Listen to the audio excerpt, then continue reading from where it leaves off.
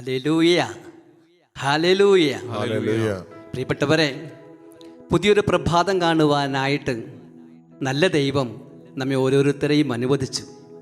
അവിടുത്തെ വലിയ സ്നേഹത്തെ ഓർത്ത്, കരുതലിനെ ഓർത്ത് നമുക്ക് ദൈവത്തിന് നന്ദി പറയാം, ദൈവത്തെ മഹത്വപ്പെടുത്താം.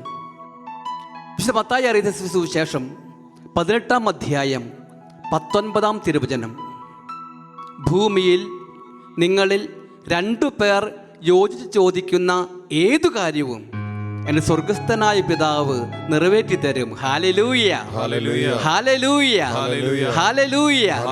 സഹോദരങ്ങളെ, തിരുക്കുടുംബ ധ്യാനത്തിൻ്റെ 3-ാം ദിനത്തിലേക്ക് പ്രവേശിച്ചിരിക്കുകയാണ്. പ്രിയപ്പെട്ടവരെ, ഭൂമിയിൽ 2 പേർ യോജിച്ച് ചോദിക്കുന്ന ഏതു കാര്യവും സ്വർഗസ്ഥനായ പിതാവ് നിറവേറ്റി തരുമെന്ന തമ്പുരാൻ്റെ വചനം.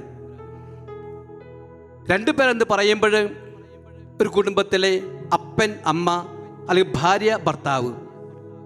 കുടുംബത്തിലെ അസ്വസ്ഥതകൾ ഉണ്ടാകുമ്പോൾ, തകർച്ചകൾ ഉണ്ടാകുമ്പോൾ, വേദനകൾ ഉണ്ടാകുമ്പോൾ ഭാര്യയും ഭർത്താവും തമ്മിൽ കൈകോർത്ത് പിടിച്ച് ഒരേ മനസ്സോടുകൂടെ, ഒരു ഐക്യത്തോടുകൂടെ, ഒരു ഹൃദയത്തോടുകൂടെ തമ്പുരാൻ്റെ മുമ്പിൽ നിലവിളിച്ച് പ്രാർത്ഥിക്കുമ്പോൾ, പ്രിയപ്പെട്ട മക്കളെ, തമ്പുരാന്റെ വലിയ അത്ഭുത ശക്തി അവിടെ കടന്നു വരും. Hallelujah, hallelujah.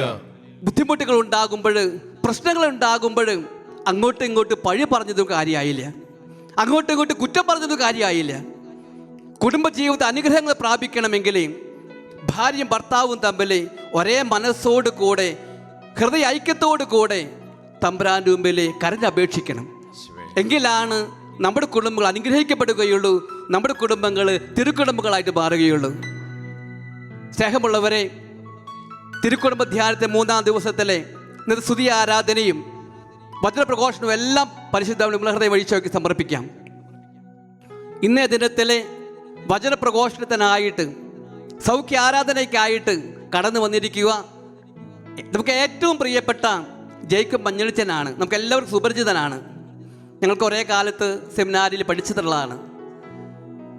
സ്നേഹം നിറഞ്ഞ ജേക്കബ് മഞ്ഞളിച്ചനെ ഏറെ സ്നേഹത്തോടു കൂടെ വ്യക്തിപരമായ പേരിലും അസീസി പ്രയർ ടീമിൻ്റെ പേരിലും എല്ലാവരുടെയും പേരിലും ഏറെ സ്നേഹത്തോടുകൂടെ സ്വാഗതം ചെയ്യുകയാണ്. ഇത് കഴിഞ്ഞുള്ള സ്തുതി ആരാധനയെയും വചനപ്രഘോഷത്തെ എല്ലാം പരിശുദ്ധ ഹൃദയം സമർപ്പിച്ചുകൊണ്ട് ഇരു കൈകളും ഉയർത്തി നമുക്ക് സ്തുതിക്കാം. ഹല്ലേലൂയ, ഹല്ലേലൂയ, ഹല്ലേലൂയ, ഹല്ലേലൂയ.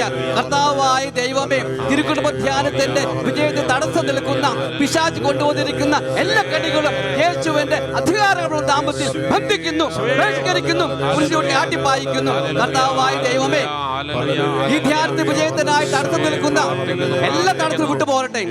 കുടുംബങ്ങളിലേക്ക് ദൈവാനി കടന്നു വരാനായിട്ട് തടസ്സം നിൽക്കുന്ന പിശാചിന്റെ എല്ലാ കടികളെയും, അസ്വസ്ഥതകളും എല്ലാം യേശുനാമം നിർവീര്യമായി പോകട്ടെ എന്ന് പ്രാർത്ഥിക്കുന്നു.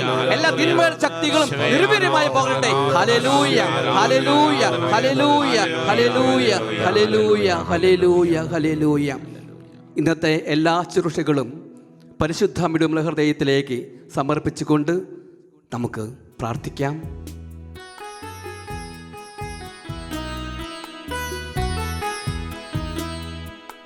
കനിവിൻ്റെ നിറവാർന്നൊരമ്മേ, നിനക്കേകുന്നു സ്നേഹ പ്രണാമം. കാരുണ്യക്കടലാകുമമ്മേ, ആയിരം സ്തോത്രഗീതം. ആഗ്രഹിച്ച് പ്രാർത്ഥിക്കും മക്കളെ. 1000 സ്തോത്രഗീതം അമ്മയുടെ വിമല ഹൃദയത്തിലേക്ക് നമ്മുടെ ജീവിതത്തെയും പ്രാർത്ഥന നിയോഗങ്ങളെയും പരിശുദ്ധമ്മ വഴി ഈശോയിലേക്ക് നമുക്ക് സമർപ്പിക്കാം. കാരുണ്യക്കടലാകുമമ്മേ, കർത്താവേ, 1000 സ്തോത്രഗീതം, 1000 സ്തോത്രഗീതം. ഹല്ലേലൂയ, ഹല്ലേലൂയ, ഹല്ലേലൂയ, ഹല്ലേലൂയ. പ്രിയപ്പെട്ട സഹോദരങ്ങളെ, വലിയ സന്തോഷത്തിൻ്റെയും ആനന്ദത്തിൻ്റെയും ദിവസങ്ങളായിരുന്നതും ഈ 3 ദിവസവും കർത്താവിൻ്റെ വലിയ സ്നേഹത്താൽ, കരുണയാൽ 2 ദിവസം കൂടി നമുക്ക് തന്നിരിക്കുകയാണ്. കർത്താവിൻ്റെ വചനം യോഹന്നാന്റെ സുവിശേഷം 11:41 കർത്താവായ ദൈവത്തിൻ്റെ പരിശുദ്ധാത്മാവിലൂടെ ഈ ശുശ്രൂഷയ്ക്ക് തന്ന വചനം, നന്ദിയുടെ വചനം. പിതാവേ, അങ്ങ് എൻ്റെ പ്രാർത്ഥന ശ്രവിച്ചതിനാൽ അങ്ങേക്ക് ഞാൻ നന്ദി പറയുന്നു. അതിൻ്റെ ഒരു പൂർത്തീകരണ ദിവസമാണെന്ന്. കർത്താവിൻ്റെ കരങ്ങളിലേക്ക് നമ്മുടെ ജീവിതത്തെയും നമ്മുടെ പ്രാർത്ഥനകളെയും ഒരിക്കൽ കൂടി നമുക്ക് സമർപ്പിച്ച് പ്രാർത്ഥിക്കാം. ഈശോയെ, ഞങ്ങളുടെ ജീവിതത്തെ അവിടുന്ന് കൈപ്പിടിച്ച് നടത്തിയതിനോർത്ത് നന്ദി പറയുന്നു. 23 വർഷമായി അസീസി പ്രാർത്ഥന കൂട്ടായ്മ അവിടുന്ന് ഒരു കൊച്ചുവിൻ്റെ കയ്യിൽ കളിമണ്ണ് പോലെ രൂപാന്തരപ്പെടുത്തിയിട്ട് വേദനിച്ചും സങ്കടപ്പെട്ടും മദ്യത്തിനും മയക്കമരുന്നിനും ലോകത്തിൻ്റെ സുഖങ്ങളിലെല്ലാം നടന്ന് ആദ്യമായിട്ട് തൃശ്ശൂരിലെ മീൻ മാർക്കറ്റിലാണ് ഈ കൂട്ടായ്മ ഉണ്ടായത്. പ്രിയപ്പെട്ട സഹോദരങ്ങളെ, യേശുവിനെ അറിഞ്ഞ കുറച്ച് സഹോദരന്മാർ അവിടെ ഈ കൂട്ടായ്മയെ രൂപാന്തരപ്പെടുത്തുക പരിശുദ്ധാത്മാവിലൂടെ. അവിടെ നിന്ന് തൃശ്ശൂർ അതിരൂപതയിൽ തന്നെ ഒല്ലൂർ എന്നുള്ള സ്ഥലത്ത് ഈ കൂട്ടായ്മ തുടങ്ങി. വീണ്ടും വളരെ ശക്തമായി ദൈവത്തിൻ്റെ പരിശുദ്ധാത്മാവ് കുറേ കാര്യങ്ങൾ ഏൽപ്പിച്ചു. മദ്യത്തിന് മയക്കുമരുന്നും അടിമപ്പെട്ട മക്കളെ കണ്ടെത്തി യേശുവിനെ കൊടുത്ത് അവരുടെ ജീവിതത്തെ, അവരുടെ കുടുംബത്തെ തിരുകുടുംബങ്ങളാക്കി മാറ്റുന്ന ഒരു ശുശ്രൂഷ ദൈവത്തിൻ്റെ പരിശുദ്ധാത്മാവിലൂടെ 23 വർഷമായി നടത്തിക്കൊണ്ടിരിക്കുക. പ്രിയപ്പെട്ട സഹോദരങ്ങളെ, ഈ ഒരു ശുശ്രൂഷയും 12 വർഷമായി പരിശുദ്ധാത്മാവ് തന്ന ബോധ്യമാണ്, ആലോചനയാണ്. ഇതിനെല്ലാം നമുക്ക് ദൈവത്തിനോട് നമുക്ക് നന്ദി പറയാം. കരങ്ങൾ 2 യാചനാരൂപത്തിൽ പിടിച്ച് ദൈവമേ നന്ദി പറയുന്നു. ഇത്രയും കാലം വഴി നടത്തിയ വലിയ സ്നേഹത്തെയോർത്ത് നന്ദി പറഞ്ഞ് പ്രാർത്ഥിക്കാം. അർഹിക്കാത്ത നന്മകളും ഈശോയെ എനിക്കേകിടും കർത്താവെ നന്ദി പറയുന്നു. ദയാനിധേ അവിടുന്ന് വഴി നടത്തിയതിനോർത്ത് നന്ദി പറയുന്നു. അർഹിക്കാത്ത നന്മകളും ജീസസ് എനിക്കേകിടും എൻ്റെ ദൈവമേ ദയാനിധേ ഈശോ യാചിക്കാത്ത നന്മകൾ വീണു പോകാതെ തളർന്നു പോകാതെ ഈ വർഷകാലം അത്രയും ഞങ്ങളെ പരിപാലിച്ച് ആ സ്നേഹത്തെ ഓർത്ത് നന്ദി പറയുന്നു. യാചിക്കാത്ത നന്മകൾ പോലുമേ എനിക്കേകിയോനേ സ്തുതി. Praise the Lord. Praise the Lord. Hallelujah. Hallelujah. Hallelujah. Hallelujah. പ്രിയപ്പെട്ട സഹോദരങ്ങളെ, ദൈവത്തിൻ്റെ വചനം നമ്മളിങ്ങനെ ഓർമ്മിപ്പിക്കുന്നു.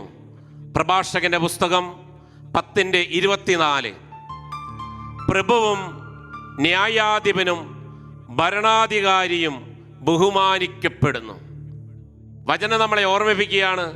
പ്രഭുക്കന്മാര്, ന്യായാധിപന്മാര്, അതുപോലെ ഭരണാധികാരികൾ, ഇവരെല്ലാവരും നിങ്ങൾ ബഹുമാനിക്കപ്പെടണം. വചനം വീണ്ടും നമ്മളെ ഓർമ്മിപ്പിക്കുകയാണ്. പ്രിയപ്പെട്ട സഹോദരങ്ങളെ, അവരിലാരും ദൈവഭക്തനോളം ശ്രേഷ്ഠരല്ല. വലുതുകരം ഉയർത്തി പറഞ്ഞ ഹല്ലേലൂയ, ഹല്ലേലൂയ.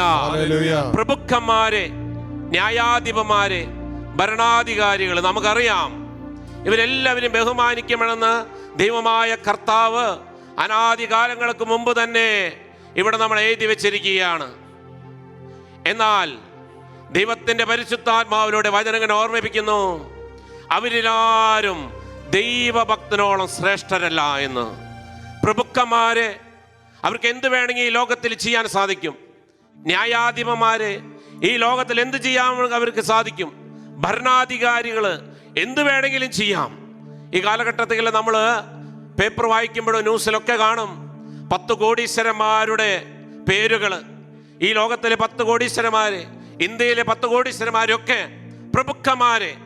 ഇവരൊക്കെ ലോകത്തിൽ എന്ത് വേണമെങ്കിലും ചെയ്യാൻ സാധിക്കുന്നവരാ. എന്തിനു വേണമെങ്കിലും ഇടപെടാം.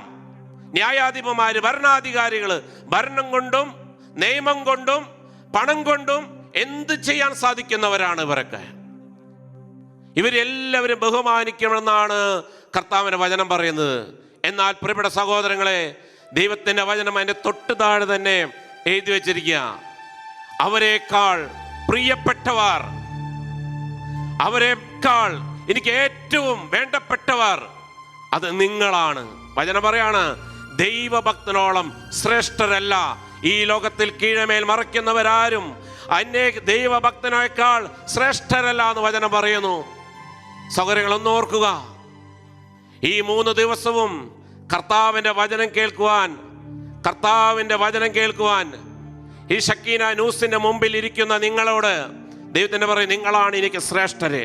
വില കൊടുത്ത് എല്ലാ കാര്യങ്ങളും മാറ്റിവെച്ച് ദൈവത്തിൻ്റെ വചനത്തിനോടൊപ്പം ഇരിക്കുന്ന, നമ്മൾ വചനത്തിൽ കാണുന്നില്ലേ, മർത്തയോട് ഈശോ പറയുന്നു, മർത്ത, മറിയ നല്ല ഭാഗം തിരഞ്ഞെടുത്തു. ഒറ്റ കാര്യമേ ചെയ്തുള്ളൂ, കർത്താവിനോട് കൂടെയായിരുന്നു. കർത്താവ് പറയുന്നത് കേൾക്കാനായിട്ടിരുന്നു, നല്ല ഭാഗം തിരഞ്ഞെടുത്തു. ഇതുപോലെ തന്നെയാണ് ദൈവത്തിൻ്റെ ആത്മാവിലൂടെ നമ്മൾ പറയുന്നത്, നിങ്ങളെക്കാൾ ശ്രേഷ്ഠർ വേറെ ആരുമില്ല.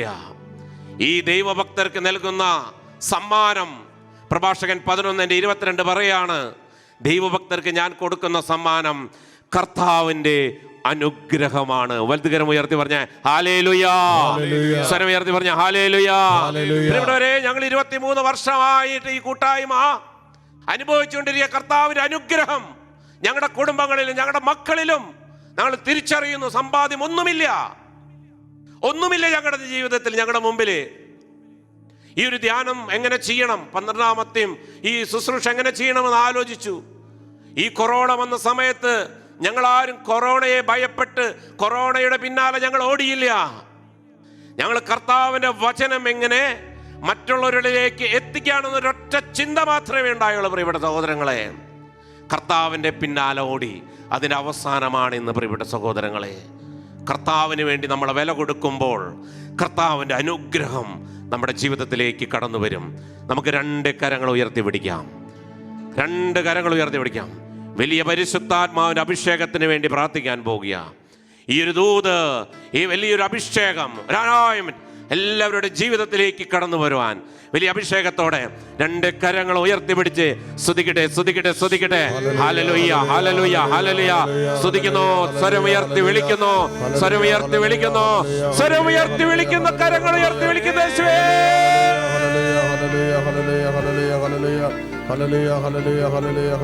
ആത്മാവിന്റെ അഭിഷേകം നിറയപ്പെടട്ടെ കുടുംബങ്ങളിലെ. കർത്താവിനോട് കൂടെ ആയിരിക്കുവാൻ, ദൈവത്തിന്റെ പരിശുദ്ധാത്മാവ് നിറയപ്പെടുവാൻ, തിരുകുടുംബങ്ങളായി മാറുവാൻ, മക്കള് മാതാപിതാക്കൾ ഒന്നാകുവാൻ, എല്ലാ വേദനകളിലേക്കും എല്ലാ തകർച്ചകളിലേക്കും കർത്താവിന്റെ വലിയ അനുഗ്രഹം നിറയപ്പെടുവാൻ സ്തുതിച്ച് പ്രാർത്ഥിക്കട്ടെ. ഹല്ലേലൂയ, ഹല്ലേലൂയ, ഹല്ലേലൂയ, ഹല്ലേലൂയ.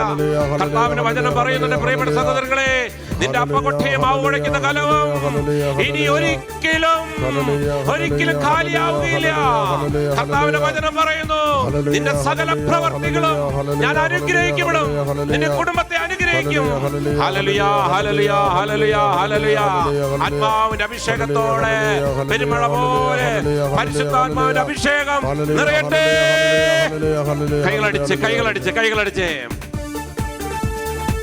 ആത്മാവിന്റെ അഭിഷേകം നിറയട്ടെ എല്ലാവരും. ആത്മശക്തിയെ ഇറങ്ങി എന്നിൽ വാ, ഇറങ്ങി എന്നിൽ വാ, മഴ പോലെ പെയ്തിറങ്ങി വാ, കർത്താവേ, മഴ പോലെ പെയ്തിറങ്ങി വാ. ആത്മശക്തിയെ ഇറങ്ങി എന്നിൽ വാ, ഇറങ്ങി എന്നിൽ വാ, മഴ പോലെ പെയ്തിറങ്ങി വാ, ആത്മാവിന്റെ അഭിഷേകത്തോടെ മഴ പോലെ പെയ്തിറങ്ങി വാ.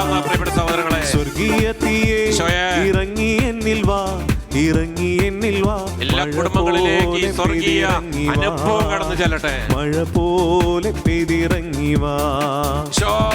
ആത്മനദിയായൊഴുകി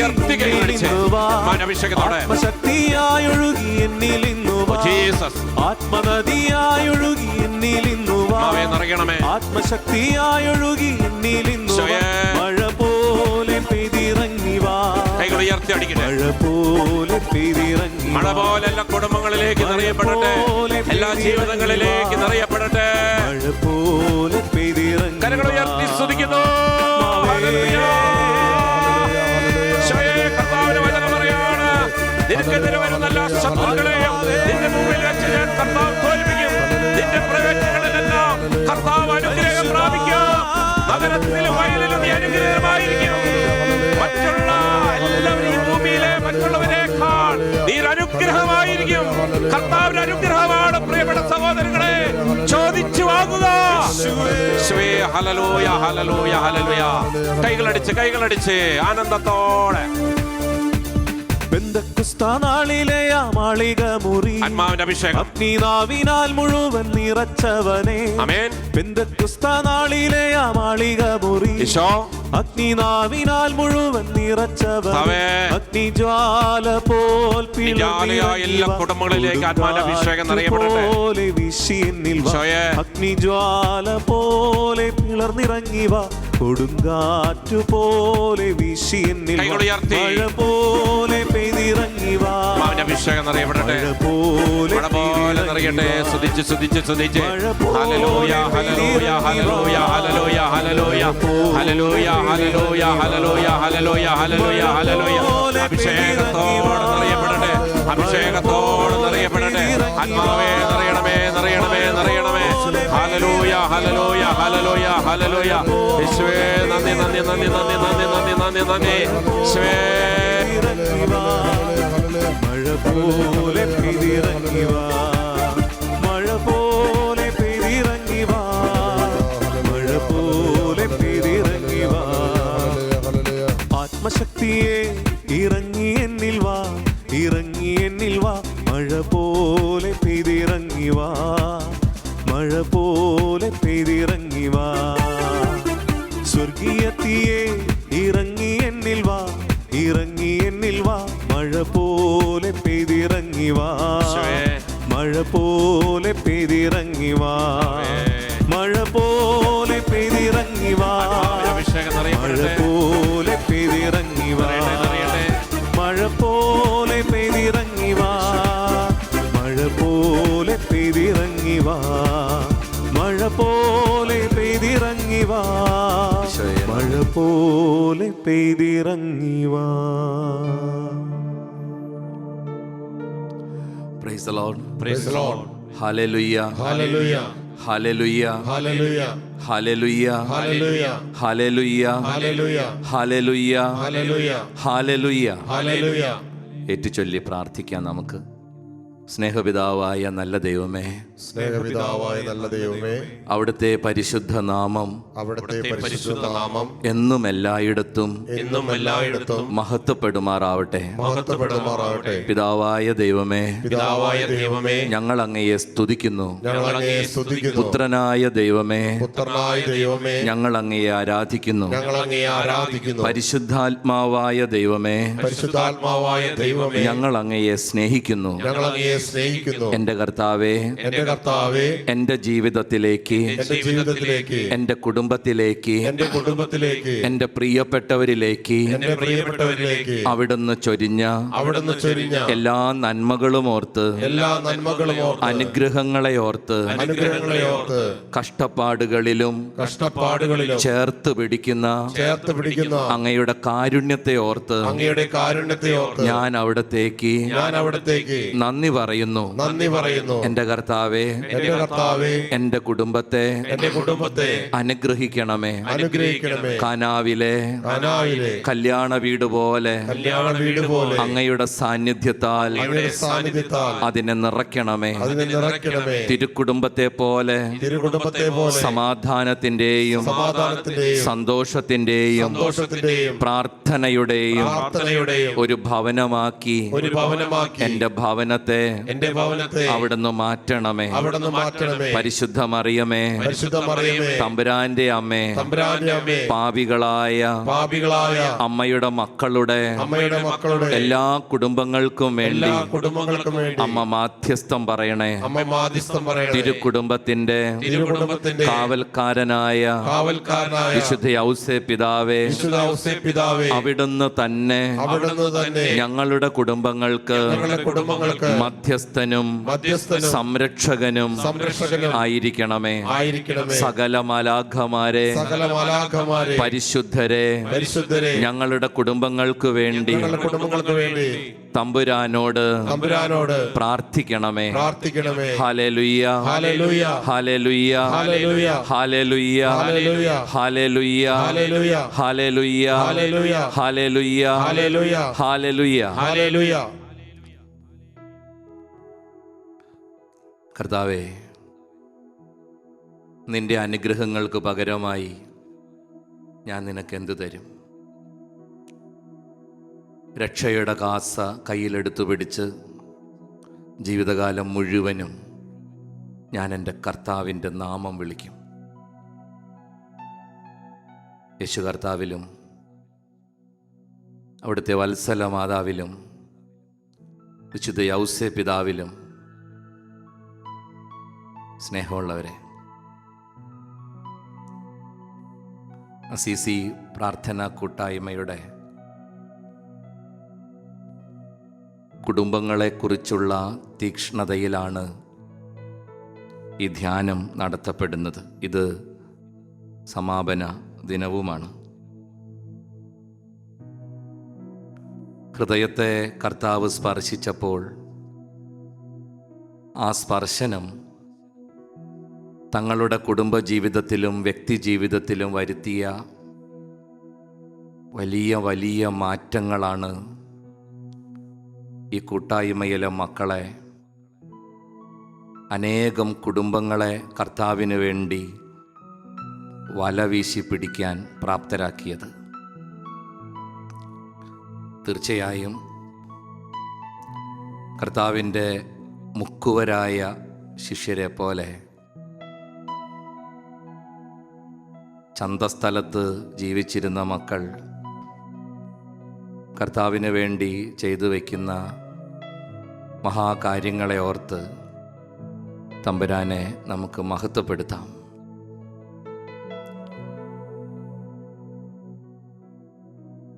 ഇത് ഔസേപ്പിതാവിൻ്റെ വർഷമാണ്.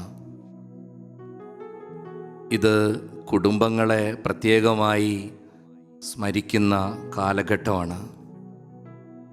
അതുകൊണ്ട് തന്നെ ഈ ധ്യാനത്തിൻ്റെ പ്രസക്തി അച്ഛൻ പറയാതെ തന്നെ നിങ്ങൾക്കറിയാം.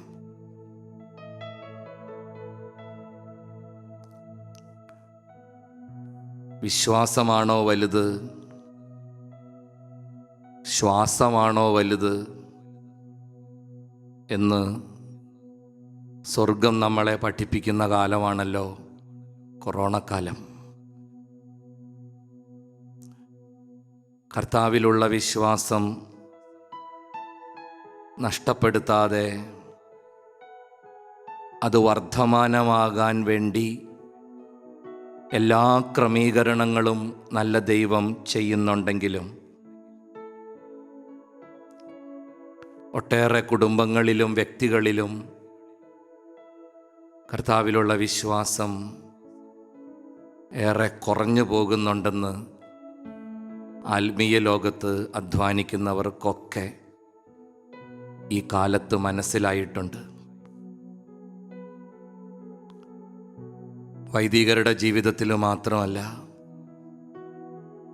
സമർപ്പിതരുടെ ജീവിതത്തിൽ മാത്രമല്ല, പ്രാർത്ഥനാ കൂട്ടായ്മകളിൽ മാത്രമല്ല, കുടുംബത്തിൻ്റെ വിശ്വാസ ജീവിതത്തിലും വലിയ വെല്ലുവിളികളും ഉഷ്ണക്കാറ്റും മന്ദതയും അരിച്ചു കയറുന്ന കാലഘട്ടമാണ്. ഇത്തരത്തിലുള്ള ഒരു സമയത്താണ് ഈ തിരുക്കുടുംബ ധ്യാനം സംഘടിപ്പിക്കപ്പെടുന്നത്.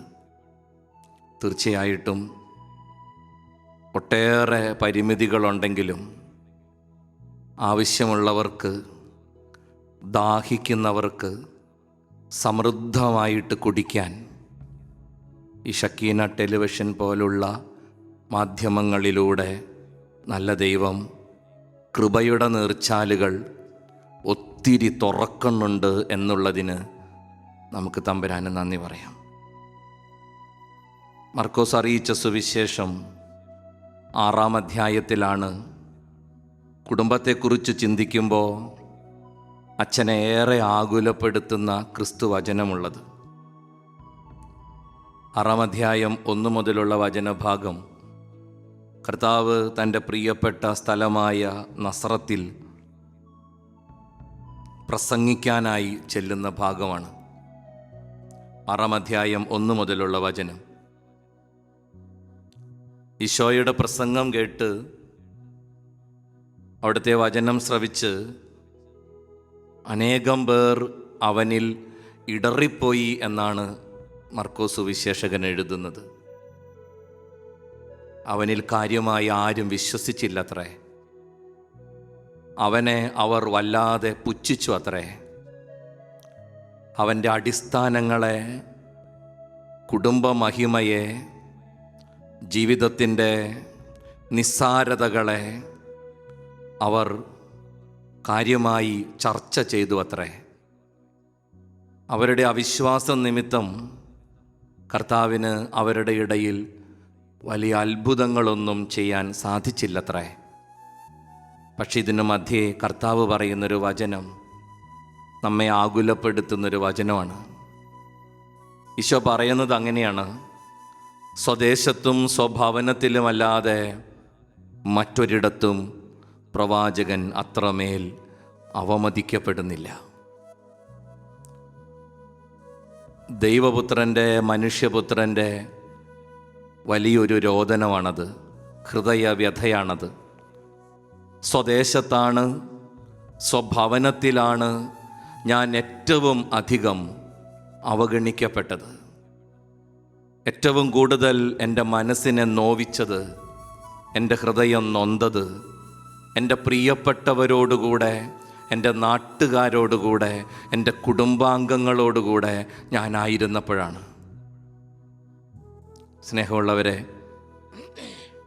കർത്താവിൻ്റെ ഈ ഗദ്ഗതം നമ്മുടെ ഓരോരുത്തരുടെയും ഗദ്ഗതമാണ്. ബോബിയച്ഛൻ്റെ പുസ്തകത്തിലാണെന്ന് തോന്നണു ഞാൻ വായിച്ചത്. ഒരു മനുഷ്യനെ ഏറ്റവും കൂടുതൽ സന്തോഷിപ്പിക്കുന്ന സ്ഥലം അവൻ്റെ വീടാണ്. ജീവിതത്തിൽ ഒരിക്കലും നഷ്ടപ്പെടരുതെന്ന്, കൈമോശം വരരുതെന്ന് കരുതുന്ന ഉത്കൃഷ്ടമായ സന്തോഷങ്ങൾ, ഉന്നതമായ ആനന്ദങ്ങൾ ഒരുവന് പങ്കുവയ്ക്കുന്നത് അവൻ്റെ കുടുംബമാണ്. നമ്മുടെ വീട് നമ്മെ സന്തോഷിപ്പിച്ചതുപോലെ, നമ്മുടെ ഭവനം നമ്മെ ആനന്ദിപ്പിച്ചതുപോലെ ലോകത്ത് ഒരിടവും നമ്മെ ആനന്ദിപ്പിക്കില്ല. ഇപ്പം നാട്ടിൽ മുഴുവനും ചർച്ച ചെയ്യപ്പെടുന്നൊരു സിനിമയുണ്ടല്ലോ, ദ ഹോം. കഥയെഴുതുന്ന ചെറുപ്പക്കാരനോട് അവൻ്റെ സ്പോൺസർ പറയുന്നത്, നീ മനോഹരമായ തിരക്കഥ ഇതിനു മുമ്പ് എഴുതിയ ഇടം ഏതെന്ന് ആലോചിച്ച് കണ്ടെത്തി അവിടെ പോയിരുന്ന് അതെഴുതാനാണ്. അവൻ ആലോചിച്ചപ്പോൾ കഴിഞ്ഞ ജീവിതത്തിൻ്റെ ഏറ്റവും ഉത്കൃഷ്ടമായത് അവന് ചെയ്യാൻ സാധിച്ചത് അവൻ്റെ കുടുംബത്തിൽ അവൻ കഴിഞ്ഞ സമയത്താണ്. ഒരു മനുഷ്യനെ ഏറ്റവും കൂടുതൽ സന്തോഷിപ്പിക്കുന്ന സ്ഥലം, വളർത്തുന്ന ഇടം, അതവൻ്റെ കുടുംബമാണ്. ജീവിതത്തിൽ ഒരിക്കലും നഷ്ടപ്പെടരുതെന്ന് ആഗ്രഹിക്കുന്ന അനുഭവങ്ങൾ അത്രയും അവന് കൈമാറിയത് അവൻ്റെ കുടുംബമാണ്. നമ്മുടെ കുടുംബത്തെക്കുറിച്ച് ചിന്തിച്ചാൽ നമുക്കത് പെട്ടെന്ന് മനസ്സിലാവും. അതുപോലെ തന്നെ വിഷമിക്കരുത് പ്രിയപ്പെട്ടവരെ, നമ്മളെ ഏറ്റവും കൂടുതൽ സങ്കടപ്പെടുത്തിയതും നമ്മുടെ കുടുംബമാണ്. ജീവിതത്തിൽ ഒരിക്കലും ഓർമ്മിക്കരുതെന്ന്, സ്വപ്നത്തിൽ പോലും കടന്നു വരരുതെന്ന് നാം ആഗ്രഹിക്കുന്ന ഭീകരമായ മുറിവുകൾ, നൊമ്പരങ്ങൾ, അസ്വസ്ഥതകൾ നമുക്ക് സമ്മാനിച്ചിടം നമ്മുടെ വീടാണ്. മറ്റാര് വേദനിപ്പിച്ചാലും നമ്മൾ മറക്കും, മറ്റാര് വിഷമിപ്പിച്ചാലും നമ്മൾ പൊറുക്കും. മറ്റുള്ളവരിൽ നിന്ന് കൈവരുന്ന തിക്താനുഭവങ്ങൾ നാം പലപ്പോഴും പ്രതീക്ഷിക്കുന്നത് തന്നെയാണ്. പക്ഷെ നമ്മുടെ കൂടപ്പിറപ്പുകൾ, നമ്മുടെ സ്വന്തമെന്ന് കരുതുന്ന നമ്മുടെ മാതാപിതാക്കൾ, നമ്മുടേത് മാത്രമെന്ന് നാം വിചാരിക്കുന്ന നമ്മുടെ മക്കൾ നമ്മെ വിഷമിപ്പിച്ച ആ വിഷമം വല്ലാത്തൊരു വിഷമാണ്. ആ മുറിവിൻ്റെ ആഴം അളക്കാനാവില്ല. മരണം വരെ ചിലപ്പോഴൊക്കെ അത് ഉണങ്ങാതെ രക്തമൊലിക്കുന്ന വികൃതമായ മുറിവുകളായി അത് അവശേഷിക്കും. കുടുംബം ഒരുത്തനെ സന്തോഷിപ്പിക്കുന്നത് പോലെ മറ്റൊരിടവും ഒരുത്തനെ സന്തോഷിപ്പിക്കില്ല. കുടുംബം ഒരുത്തനെ നൊമ്പരപ്പെടുത്തുന്നത് പോലെ മറ്റൊരിടവും ആരെയും മുറിപ്പെടുത്തുകയുമില്ല. ഈ ഒരു പശ്ചാത്തലത്തിലാണ് ക്രിസ്തുവചനത്തിൻ്റെ സൗന്ദര്യം എൻ്റെ മനസ്സിന് ആശ്വാസമായത്. ഈശോ പറഞ്ഞു, ഞാനും നിന്നെപ്പോലെ വേദനിച്ചവനാണ്, ഞാനും നിന്നെപ്പോലെ മുറിവേറ്റവനാണ്. നിനക്കറിയാലോ, പലരും എന്നെക്കുറിച്ച് പലതും പറഞ്ഞ്. ചിലർ പറഞ്ഞു ഞാൻ പാപികളുടെ സ്നേഹിതനാണെന്ന്, ചിലർ പറഞ്ഞു ഞാൻ വേശ്യകളുടെ കൂട്ടുകാരനാണെന്ന്, ചിലർ പറഞ്ഞു ഞാൻ വീഞ്ഞുകുടിയനാണെന്ന്, മറ്റു ചിലർ പറഞ്ഞു ഞാൻ തീറ്റപ്രിയനാണെന്ന്. പക്ഷെ നിനക്കറിയോ, എൻ്റെ കൂടപ്പറപ്പുകളാണ് പറഞ്ഞത് എനിക്ക് ഭ്രാന്താന്ന്. എനിക്ക് വട്ടാണെന്ന് പറഞ്ഞത് എൻ്റെ സഹോദരങ്ങളാ, എൻ്റെ ബന്ധുക്കളാ. ബൈബിളിൽ നമ്മളത് വായിക്കുന്നുണ്ട്. മർക്കോസിൻ്റെ സുവിശേഷം 3-ാം അധ്യായത്തിൽ 21-ാം വചനം. അവൻ്റെ സ്വന്തക്കാർ ഇത് കേട്ട് അവനെ പിടിച്ചുകൊണ്ടുപോകാൻ പുറപ്പെട്ടു. അവർ പറഞ്ഞു, അവന് സുബോധം നഷ്ടപ്പെട്ടിരിക്കുന്നു. നമ്മുടെ കുടുംബത്തെ പ്രതി കർത്താവിന് നന്ദി പറയണം. ഇത് സുന്ദരമായൊരു സ്ഥലമാണ്. ദൈവിക പദ്ധതിയുടെ ഈറ്റില്ലമാണ് കുടുംബം. ഈ കുടുംബത്തെക്കുറിച്ചാണ് ഈ 3 ദിവസങ്ങളിലും നമ്മൾ ചിന്തിച്ചത്, ധ്യാനിച്ചത്. നമ്മുടെ കുടുംബത്തെ തിരുക്കുടുംബം പോലെ മനോഹരമാക്കാൻ, നമ്മുടെ കുടുംബത്തെ തിരുക്കുടുംബം പോലെ പ്രാർത്ഥനയുടെ, സമാധാനത്തിൻ്റെ, സന്തോഷത്തിൻ്റെ നിറവുള്ളതാക്കാൻ, എല്ലാ പോരായ്മകളിലും കുറവുകളിലും കാലികമായ മാനദണ്ഡം വച്ച് നോക്കുമ്പോൾ തീർത്തും നിസ്സാരമെന്ന് നമുക്ക് തോന്നുന്ന ചുറ്റുപാടുകളിലും ആ കുടുംബം സൂക്ഷിച്ചു വെച്ച ദൈവിക സാന്നിധ്യവും സമാധാനവും നമ്മുടെ കുടുംബത്തിൻ്റേത് കൂടെയാക്കാൻ നമുക്ക് വേണ്ടി ദൈവത്തിൻ്റെ ആത്മാവ് ഒരുക്കിത്തരുന്ന ദിവസങ്ങളാണിത്. അച്ഛൻ്റെ മനസ്സിൽ പെട്ടെന്ന് കടന്നു വരുന്ന ഏതാനും കാര്യങ്ങൾ നിങ്ങളുടെ വിചിന്തനത്തിനായി അച്ഛൻ പങ്കുവയ്ക്കുകയാണ്. പ്രിയപ്പെട്ടവരെ, അച്ഛനെ സംബന്ധിച്ചിടത്തോളം കുടുംബം അപ്രതീക്ഷിതമായി രൂപപ്പെടുന്ന ഒരു സംവിധാനമല്ല.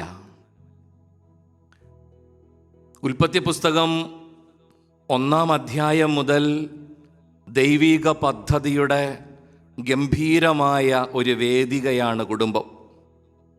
അത് മനുഷ്യൻ്റെ രക്ഷയ്ക്ക് വേണ്ടി സർവശക്തനായ തമ്പുരാൻ രൂപകൽപ്പന ചെയ്ത സുന്ദരമായ ഒരു ക്രമീകരണമാണ്. അതിനെ അത്തരത്തിൽ വേണം നമ്മൾ നോക്കിക്കാണാൻ. അത് യാദൃശ്ചികമായി സംഭവിക്കുന്നതല്ല. അത് നിന്റെ തീരുമാനങ്ങളിൽ മാത്രം അടിസ്ഥാനമിട്ട് രൂപപ്പെടുന്നതല്ല. തീർച്ചയായും ബുദ്ധിപരമായും വിവേകത്തോടെയും നിന്റെ തെരഞ്ഞെടുപ്പുകൾ അതിൽ നിർണായകമായ പങ്ക് വഹിക്കുന്നുണ്ടെങ്കിലും ആത്യന്തികമായി നിനക്കുള്ള കുടുംബം ദൈവിക പദ്ധതിയുടെ ഗംഭീരമായ ഒരു വേദികയാണെന്ന് നീ മനസ്സിലാക്കണം. അവിടെയാണ് നിന്റെ രക്ഷയും നിന്റെ പ്രിയപ്പെട്ടവരുടെ രക്ഷയും ദൈവം സ്വപ്നം കാണുന്നത്, ദൈവം പദ്ധതി രൂപപ്പെടുത്തുന്നത്.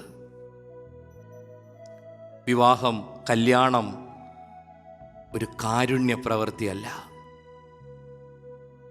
അനുഭവത്തിൽ നിന്നാണ് അച്ഛൻ പറയണത്. ചിലർക്ക് വിവാഹം എന്ന് പറയുന്നത് ഒരു കാരുണ്യ പ്രവൃത്തിയാണ്.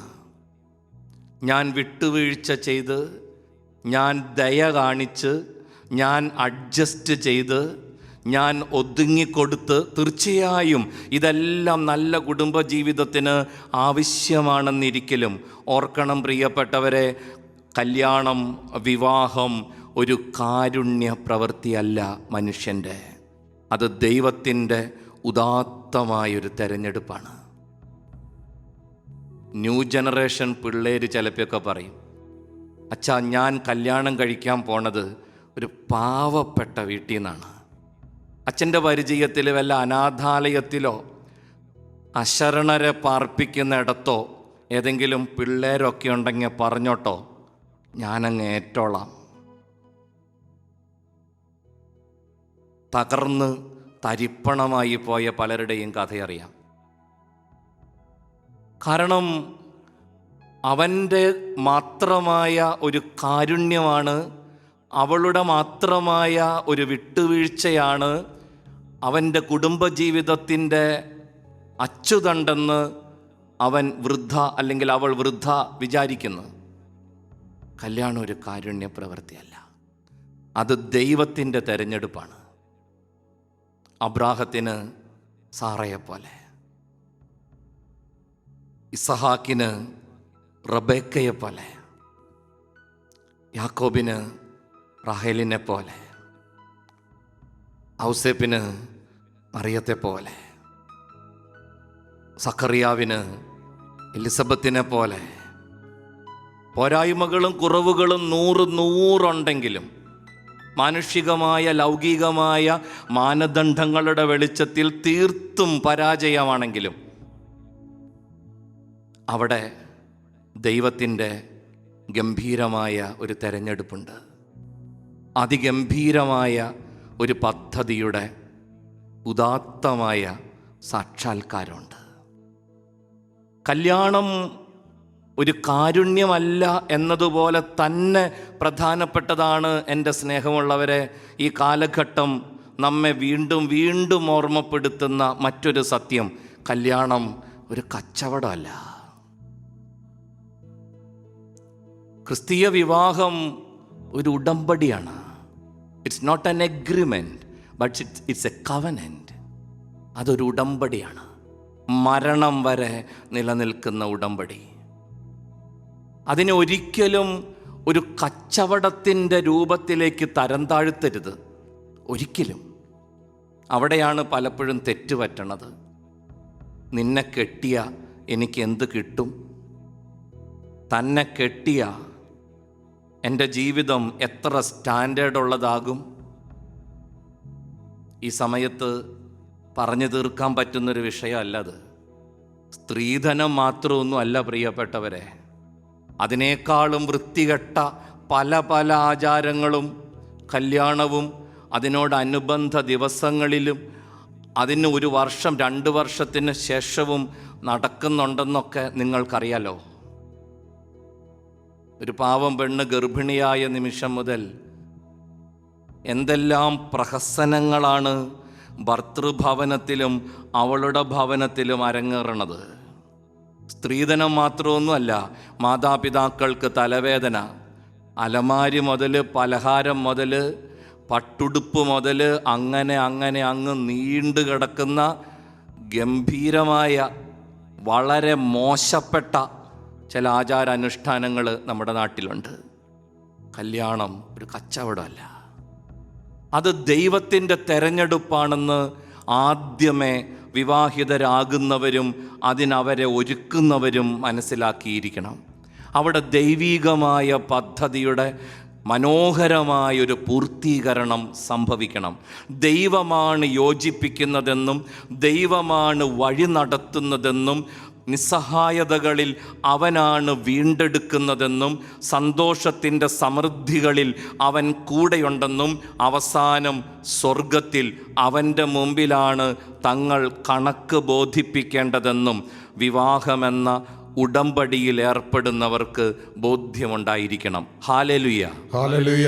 യേശുവേ നന്ദി, യേശുവേ നന്ദി, യേശുവേ സ്തുതി, യേശുവേ സ്തുതി, യേശുവേ സ്തോത്രം, യേശുവേ സ്തോത്രം. ഹല്ലേലൂയ, ഹല്ലേലൂയ, ഹല്ലേലൂയ, ഹല്ലേലൂയ, ഹല്ലേലൂയ, ഹല്ലേലൂയ, ഹല്ലേലൂയ, ഹല്ലേലൂയ, ഹല്ലേലൂയ. ഹല്ലേലൂയ.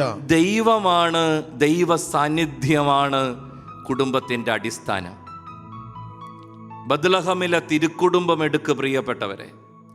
നസ്രത്തിലെ ഭവനത്തെ പരിശോധിക്ക്. കാലികമായ ആധുനികമായ മാനദണ്ഡങ്ങൾ വെച്ച് വിലയിരുത്തിയാൽ എന്തെങ്കിലും മെച്ചപ്പാട് ഈ കുടുംബത്തിന് അവകാശപ്പെടാനുണ്ടോ? TV ഉണ്ടായിരുന്നോ? വാഷിംഗ് മെഷീൻ ഉണ്ടായിരുന്നോ? ഫ്രിഡ്ജ് ഉണ്ടായിരുന്നോ? കാറുണ്ടായിരുന്നോ? നിങ്ങളൊരു പക്ഷേ പറയുമായിരിക്കും, അത് അന്ധകാലമായതുകൊണ്ടാണ് അച്ഛാ. അന്ധകാലത്തെ സുഖ സൗകര്യങ്ങളൊന്നും നസ്രത്തിലെ കുടുംബത്തിലുണ്ടായിരുന്നില്ല. ഒരു ആവറേജ് യഹൂദൻ അനുഭവിക്കുന്ന സൗകര്യങ്ങളുടെ ആഘോഷങ്ങളൊന്നും ബത്ലഹമിലെ കുടുംബത്തിലുണ്ടായിരുന്നില്ല. സ്റ്റാൻഡേർഡുള്ള ഒരു യഹൂദ കുഞ്ഞിന് ലഭിക്കാമായിരുന്ന ഒരു സന്തോഷങ്ങളും ഉണ്ണിയായ യേശുവിന് ലഭിച്ചില്ല. കാലഘട്ടത്തിൻ്റെ, ഇക്കാലത്തിൻ്റെ ആയിക്കോട്ടെ അക്കാലത്തിൻ്റെ ആയിക്കോട്ടെ മാനദണ്ഡങ്ങൾ വെച്ച് പരിശോധിക്കുമ്പോൾ തീർത്തും പാപ്പരായിരുന്നു നസ്രത്തിലെ കുടുംബം, ബത്ലഹമിലെ കാലിത്തൊഴുത്തും. പക്ഷെ അവിടെ ഒന്നുണ്ടായിരുന്നു. ഫ്രിഡ്ജില്ലായിരുന്നു, വാഷിംഗ് മെഷീൻ ഇല്ലായിരുന്നു, മൈക്രോവേവ് അവൻ ഇല്ലായിരുന്നു, ബൈക്കില്ലായിരുന്നു, കാറില്ലായിരുന്നു, AC ഇല്ലായിരുന്നു, ബാങ്ക് ബാലൻസ് ഇല്ലായിരുന്നു, സൗന്ദര്യമുള്ള കൂട്ടുകാരില്ലായിരുന്നു, പ്രാഗൽഭ്യമുള്ള സാമൂഹിക ചുറ്റുപാടുകളുമില്ലായിരുന്നു. പക്ഷെ അവിടെ ഒന്നുണ്ടായിരുന്നു. എന്നതാ? തമ്പുരാൻ, കർത്താവുണ്ടായിരുന്നു. അടിസ്ഥാനം അതാണ് എൻ്റെ വാത്സല്യമുള്ളവരെ. അടിസ്ഥാനം അതാണ്. നിന്റെ വീട്ടിൽ കർത്താവുണ്ടോ? അച്ഛൻ പലപ്പോഴും പറയണൊരു കാര്യമാണ്, എത്ര വലിയ വീട് പണിയുന്നോ, എത്ര ചെറിയ ഭവനം തീർക്കുന്നോ എന്നുള്ളതല്ല പ്രശ്നം. നിനക്ക് ദൈവം തന്ന കഴിവ് ഉപയോഗിച്ച് എത്ര വലുത് വേണമെങ്കിലും നിനക്ക് പണിയാം, എത്ര ചെറുത് വേണമെങ്കിലും പണിയാം. അപ്പസ്തോലൻ പറയുന്നത് പോലെ മനസ്സാക്ഷിക്ക് കേടില്ലാത്ത തരത്തിൽ നിനക്ക് ചെയ്യാവുന്ന, അനുഭവിക്കാവുന്ന ഒത്തിരി സന്തോഷങ്ങളും സുഖ സൗകര്യങ്ങളും ഈ ലോകത്തുണ്ട്. നിൻ്റെ മനസ്സാക്ഷിക്ക് കുത്തില്ലാത്ത തരത്തിൽ നിനക്ക് ആസ്വദിക്കാവുന്നത് ഒത്തിരിയുണ്ട് ഈ ലോകത്ത്. നിനക്ക് വലുത് പണിയാം, ചെറുത് പണിയാം. ചോദ്യം അതാണ്, ചെറുതായാലും വലുതായാലും നിൻ്റെ വീട്ടിൽ കർത്താവുണ്ടാ? അവനെ നീ വല്ലപ്പോഴും കാണാറുണ്ടാ? അവൻ്റെ വാക്കുകൾ നീ വല്ലപ്പോഴും കേൾക്കാറുണ്ടാ? നമുക്കതിന് പലപ്പോഴും സമയമില്ല. നമ്മുടെ പ്രാർത്ഥനകൾ പോലും അങ്ങനെയാ. സ്വർഗസ്ഥനായ പിതാവെ ചെല്ലുമ്പോൾ നമ്മളാരെങ്കിലും അതിനൊരു ഗ്യാപ്പ് കൊടുക്കാറുണ്ടാ? സ്വർഗസ്ഥനായ ഞങ്ങളുടെ പിതാവേ എന്ന് പ്രാർത്ഥിക്കുമ്പോൾ എന്തോ എന്ന് മറുപടി പറയുന്ന ഒരു ദൈവത്തെ നിങ്ങളാരെങ്കിലും കേട്ടിട്ടുണ്ടോ? സ്വർഗസ്ഥനായ ഞങ്ങളുടെ പിതാവേ എന്ന് ഞാൻ പ്രാർത്ഥിക്കുമ്പോൾ എന്താ മോനെ എന്നും തിരിച്ചു ചോദിക്കുന്നൊരു കർത്താവിനെ കേട്ടിട്ടുണ്ടോ? നന്മ നിറഞ്ഞ മറിയമേ എന്ന് വിളിക്കുമ്പോൾ എന്ത്യ മോളെ വിളിച്ചേ എന്ന് പറയുന്ന അമ്മയെ കേട്ടിട്ടുണ്ടോ? നിന്റെ ദൈവം നിന്റെ കൂടെ ഉണ്ടെന്ന് നീ വല്ലപ്പോഴും മനസ്സിലാക്കിയിട്ടുണ്ടോ? അനുഭവിച്ചിട്ടുണ്ടോ? ഇടിയവഹിയഹിം തിരുഹൃദയ രൂപത്തിൻ്റെ മുമ്പിലിരുന്ന് ഈ ധ്യാനത്തിൽ സംബന്ധിക്കുമ്പോൾ ഒരു ചെറിയ ഹോംവർക്ക് അച്ഛൻ പറഞ്ഞു തരാം. ഇതിനു മുമ്പൊക്കെ പറഞ്ഞിട്ടുള്ളതൊക്കെ തന്നെയാണ്.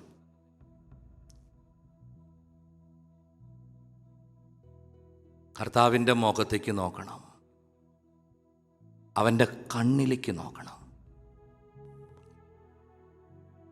എന്നിട്ട് അവനോട് ചോദിക്കണം, കർത്താവേ സുഖാണ? നിന്റെ വീട്ടിൽ ഈശോ ഇല്ലേ? വെഞ്ചിരിപ്പിൻ്റെ നേരത്ത് വികാരിയച്ഛൻ അവനെ നിന്റെ ഭവനത്തിൽ കുടിയിരുത്തിയതല്ലേ? അവൻ ഇറങ്ങിപ്പോയിട്ടില്ലെന്നല്ലേ നിന്റെ ഒരു ധാരണ? ഭവനത്തിലുള്ള കർത്താവിൻ്റെ തിരുഹൃദയ രൂപത്തിലേക്ക് ഒരുമിച്ചൊന്നും ചെന്ന് അവനൊന്നും മിണ്ടില്ലട്ടോ. ഒറ്റയ്ക്ക് ചെല്ലണം. മുറിയിൽ കടന്ന് കതകടച്ച് നിന്നെ മാത്രം കാണുന്ന നിൻ്റെ കർത്താവിൻ്റെ കണ്ണിലേക്ക് നോക്കി ചോദിക്കണം, കർത്താവേ സുഖാണ? വീട്ടിൽ വരണ എത്ര പേരോട് ചോദിക്കാറുണ്ട്, സുഖാണ സുഖാണ സുഖാണ? ഒരു ദിവസം കണ്ടുമുട്ടുന്ന സകലരോടും വീണ്ടും വീണ്ടും വീണ്ടും ആവർത്തിക്കുന്ന ഒരു ചോദ്യം അത്, സുഖാണോ സുഖാണോ സുഖാണോ? ഈ നാൾ ഇത്രയും നിന്റെ ഭവനത്തിലിരുന്ന കർത്താവിനോട് ഒരു വട്ടമെങ്കിലും ചോദിച്ചിട്ടുണ്ടാ, കർത്താവേ സുഖാണ? എങ്ങനെയുണ്ട് ഇവിടെ ഇരുന്നിട്ട്? എൻ്റെ വീട്ടിലേ എങ്ങനെയുണ്ട് ഇവിടെ ഇരുന്നിട്ട്? സന്തോഷമാണോ നിനക്ക്? വല്ലപ്പോഴും ഓട്ടോറിക്ഷ വിളിച്ച് പോകണമെന്ന് തോന്നാറുണ്ടോ? നിവൃത്തികേടുകൊണ്ടാണോ നീ ഇരിക്കണത്? അങ്ങനെയാണല്ലോ ഇപ്പോൾ പല വീട്ടിലും ചില്ലൊക്കെ ഇട്ട് മാക്സിമം സെക്യൂരിറ്റിയിലാണ് തമ്പുരാനെ വച്ചിരിക്കണേ. പല ഭവനങ്ങളിലും എൻ്റേതടക്കം സുരക്ഷിതമായ പ്രാർത്ഥനാ മുറിയുണ്ട്. ഒരു വഴിക്കും കർത്താവിനെ രക്ഷപ്പെടാൻ സമ്മതിക്കില്ല. തമ്പുരാനോട് ചോദിക്കണം, നിനക്ക് ഇവിടെ ഇരുന്നിട്ട് സന്തോഷമാണോ? താല്പര്യത്തോടെയാണോ നീ എൻ്റെ വീട്ടിലിരിക്കണത്, അതോ നിവൃത്തിയേടുകൊണ്ടാണ്? ഒരു വട്ടമെങ്കിലും ചോദിക്കണം. കർത്താവ് പറയും, പ്രിയപ്പെട്ടവരെ, നിന്നെക്കുറിച്ചുള്ള അവൻ്റെ പ്രതീക്ഷകൾ, നിൻ്റെ കുടുംബത്തെക്കുറിച്ചുള്ള അവൻ്റെ സ്വപ്നങ്ങൾ, നിനക്കും നിൻ്റെ തലമുറകൾക്കും അവൻ നൽകാൻ ആഗ്രഹിക്കുന്ന അനുഗ്രഹങ്ങൾ, അനുഗ്രഹത്തിൻ്റെ കരമുയർത്തുമ്പോൾ നിൻ്റെ വൃത്തികെട്ട വാക്കുകേട്ട് സ്വഭാവം കണ്ട് അവൻ്റെ കൈ തളർന്നുപോയ അനുഭവങ്ങൾ എല്ലാം നിൻ്റെ തമ്പുരാൻ നിന്നോട് പറയും. കർത്താവാണ് കുടുംബത്തിൻ്റെ അടിസ്ഥാനം. എത്ര വലിയ വീടായാലും എത്ര ചെറിയ വീടായാലും നിൻ്റെ ദൈവം നിൻ്റെ കൂടെ ഉണ്ടാവും. പണക്കാരൻ്റെ വീട്ടിൽ കർത്താവ് ഉണ്ടാവില്ലെന്നൊന്നും അച്ഛന് തോന്നിയിട്ടില്ല. സത്യവേദ പുസ്തകം സാക്ഷ്യപ്പെടുത്തും, അവൻ്റെ കമ്പനിയിൽ ഇഷ്ടം പോലെ കാശുകാരുണ്ടായിരുന്നു. ഒത്തിരി സൗഹൃദങ്ങൾ സമൂഹത്തിൽ ധനവാന്മാരായ പലരുമായിട്ടും അവനുണ്ടായിരുന്നു. ആ സൗഹൃദങ്ങളെ സ്വന്തമെന്ന പോലെ സൂക്ഷിക്കാൻ അവനെ പ്രേരിപ്പിച്ചത് അവർ അവന് കൊടുത്ത വിലയായിരുന്നു. നീ സമ്പന്നനായാലും ദരിദ്രനായാലും നിൻ്റെ കൂടെ പാർക്കാൻ നിൻ്റെ കർത്താവിന് തോന്നത്തക്കവണ്ണം നിൻ്റെ കുടുംബജീവിതത്തെ, നിൻ്റെ പ്രാർത്ഥനാ ജീവിതത്തെ, നിൻ്റെ ചുറ്റുപാടുകളെ നീ വിശുദ്ധീകരിക്കണം. ഹല്ലേലൂയ ഹല്ലേലൂയ ഹല്ലേലൂയ ഹല്ലേലൂയ ഹല്ലേലൂയ ഹല്ലേലൂയ ഹല്ലേലൂയ ഹല്ലേലൂയ ഹല്ലേലൂയ ഹല്ലേലൂയ ഹല്ലേലൂയ ഹല്ലേലൂയ ഹല്ലേലൂയ. ഹല്ലേലൂയ. അച്ഛൻ പറഞ്ഞു വന്നത് ദൈവീകമായ പദ്ധതിയുടെ, എൻ്റെയും നിങ്ങളുടെയും രക്ഷയുടെ ഗംഭീരമായ ഒരടിത്തറയാണ് കുടുംബം. ആ കുടുംബത്തിൽ ഏറ്റവും പ്രധാനപ്പെട്ടത് എൻ്റെ ദൈവത്തിൻ്റെ സാന്നിധ്യം തന്നെയാണ്. ആ അച്ചുതണ്ടിലാണ് എൻ്റെ കുടുംബം ചുറ്റിത്തിരിയേണ്ടത്. ഒരു കാരണവശാലും കൊറോണ വന്നാലും എന്തെല്ലാം പ്രയാസങ്ങൾ വന്നാലും ഞാൻ എൻ്റെ കർത്താവിനോട് ഒട്ടി നിൽക്കും എന്നുള്ള നിൻ്റെ പ്രതിജ്ഞ കൂടെ നീ പുതുക്കണം. വിശ്വാസമാണ് ശ്വാസത്തെക്കാളും എനിക്ക് വിലപ്പെട്ടതെന്ന് ഈ കെട്ടകാലത്തും സമൂഹത്തിൻ്റെ മുമ്പിലും ദൈവത്തിൻ്റെ മുമ്പിലും നീ സാക്ഷ്യപ്പെടുത്തണം. അതിനുള്ള ഒരു വിളി കിട്ടിയ ഇടമാണ് നമ്മുടെ ഓരോരുത്തരുടെയും കുടുംബം. നമുക്കറിയാം, വിവാഹം ഒരു കൂദാശയാണ്. അത് ദൈവത്തെ പരിചയപ്പെടുത്തുന്ന സ്ഥലമാണ്. മാതാപിതാക്കളും മക്കളും ജീവിത പങ്കാളികൾ ഒരുമിച്ച് ജീവിക്കുമ്പോൾ അവിടെ പങ്കുവയ്ക്കപ്പെടുന്നത് മാനുഷിക സ്നേഹമല്ല, ദൈവികമായ സ്നേഹമാണ്. കുടുംബമെന്ന കൗദാശികമായ അവസ്ഥയിൽ പങ്കുവയ്ക്കപ്പെടുന്നതെല്ലാം ദൈവികമാണ്. ഭക്ഷണം വയ്ക്കുന്നതും തുണി അലക്കണതും ഭവനം വൃത്തിയാക്കുന്നതും എന്തിനേറെ ദമ്പതികളുടെ ലൈംഗികത പോലും ദൈവികമായ ഒരു പ്രവൃത്തിയാണെന്ന് കർത്താവിനെ സ്നേഹിക്കുന്നവർ, അവനിൽ വിശ്വസിക്കുന്നവർ മനസ്സിലാക്കണം. കാരണം കുടുംബം ഒരു കൂദാശയാണ്. അദൃശ്യനായ ദൈവത്തെ പരിചയപ്പെടുത്തുന്ന ദൃശ്യമായ അടയാളം. The visible sign that gives invisible grace. അദൃശ്യമായ വരപ്രസാദം, അദൃശ്യമായ ദൈവകൃപ നമുക്ക് നൽകുന്ന ദൃശ്യമായ ഇടമാണ്, കൂദാശയാണ് കുടുംബം. വിവാഹമെന്ന് പറയുന്നത് വിശേഷാൽ വഹിക്കുന്ന ഒരു പ്രക്രിയയാണ്. നമുക്കറിയാം, പ്രത്യേകമായ വിധത്തിൽ നമ്മുടെ പ്രിയപ്പെട്ടവരെ കൊണ്ടു നടക്കുന്ന ഇടമാണ് കുടുംബം. വിവാഹം വിശേഷാൽ വഹിക്കുക എന്നൊരു സുന്ദരമായ പദഭേദം, ഒരർത്ഥവ്യാപ്തി ഈ വാക്കിനുണ്ട്. വിവാഹം വിശേഷാൽ വഹിക്കുക. ഞാൻ പറഞ്ഞല്ലോ ചർച്ച ചെയ്യപ്പെടുന്നൊരു സിനിമയെക്കുറിച്ച്. ഞാൻ ആ സിനിമ 2-3 ദിവസം എടുത്ത് 1-2 ദിവസം എടുത്ത് കണ്ട്. തീർച്ചയായിട്ടും അതിൽ ഓരോ മനുഷ്യർക്കും അവരവരുടേതായ പോരായ്മകളുണ്ട്. അപ്പന് അപ്പൻ്റേതായ കുറവുകളുണ്ട്. അമ്മയ്ക്ക് അമ്മയുടേതായ ബലഹീനതകളുണ്ട്. മക്കൾക്ക് തീർച്ചയായും അവരുടേതായ സ്വാർത്ഥ താല്പര്യങ്ങളുണ്ട്. അനാവശ്യമായ ചില ബന്ധങ്ങളും ബന്ധനങ്ങളും ഉണ്ട്. ഇത്തരത്തിലുള്ള പോരായ്മകളെല്ലാം ഉണ്ടെങ്കിലും കുടുംബം പരസ്പരം വഹിക്കുന്നവരുടെ ഒരു കൂട്ടായ്മയാണ്. വിശേഷാൽ വഹിക്കുന്നവരുടെ ഒരു കൂട്ടായ്മ. നമുക്കറിയാലോ, ചില മനുഷ്യരുടെ കൂടെ ജീവിക്കുക അത്ര എളുപ്പമല്ല. ചില മനുഷ്യരുടെ കൂടെ ജീവിക്കുക വളരെ ബുദ്ധിമുട്ടാണ്. എൻ്റെ മുമ്പിൽ ഒരിക്കൽ വന്നൊരു പെൺകുട്ടിയോട് ഞാൻ പറഞ്ഞു, എടി, കർത്താവ് പറഞ്ഞിരിക്കണത് അങ്ങനെയല്ലേ, സഹോദരന് വേണ്ടി മരിക്കുക എന്നതിനേക്കാൾ വലിയ സ്നേഹമില്ല. ഒരു തരത്തിലും അവൾ വീഴാതിരുന്നപ്പോൾ അവളെ വീഴ്ത്താൻ വേണ്ടി ഞാനൊരു തിരുവചനം എടുത്ത് പ്രയോഗിച്ചതാണ്. കർത്താവ് അങ്ങനെയല്ലേ മോളെ പറഞ്ഞേക്കണേ. ഭർത്താവിനെക്കുറിച്ച്, ജീവിത പങ്കാളിയെക്കുറിച്ച് ഭീകരമായ ആരോപണങ്ങളാണ് അവൾ ഉന്നയിച്ചത്. അവസാനം അവളെ വെടിവെച്ചിടാൻ ഞാനെടുത്ത തെര ഈ ബൈബിൾ വചനമാണ്. ഞാൻ പറഞ്ഞു, കർത്താവ് അങ്ങനെ പറഞ്ഞിട്ടുണ്ടല്ലോ മോളെ, സഹോദരന് വേണ്ടി മരിക്കുക എന്നതിനേക്കാൾ വലിയ സ്നേഹമില്ല. അവൾ എന്നോട് ചോദിച്ചു, അച്ഛൻ എന്താ ഉദ്ദേശിച്ചത്? ഞാൻ പറഞ്ഞു, കർത്താവ് ഉദ്ദേശിച്ചത് തന്നെ, നീ മരിക്കണം. നിന്റെ ജീവിത പങ്കാളിക്ക് വേണ്ടി നീ മരിക്കണം.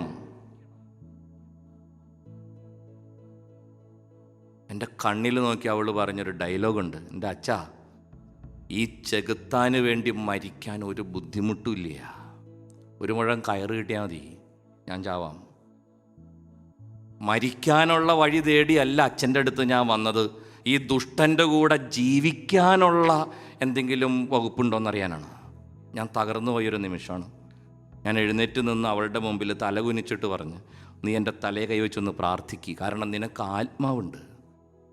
അവളെന്നോട് പറഞ്ഞു, ഭർത്താവിന് വേണ്ടി മരിക്കുക ഭയങ്കര എളുപ്പച്ചാ, പക്ഷെ ഇതുപോലൊരു ഭർത്താവിൻ്റെ കൂടെ ജീവിക്കുക അതാണ് ഏറ്റവും ബുദ്ധിമുട്ട്. അതാണ് കർത്താവ് പറഞ്ഞതിൻ്റെ അർത്ഥം.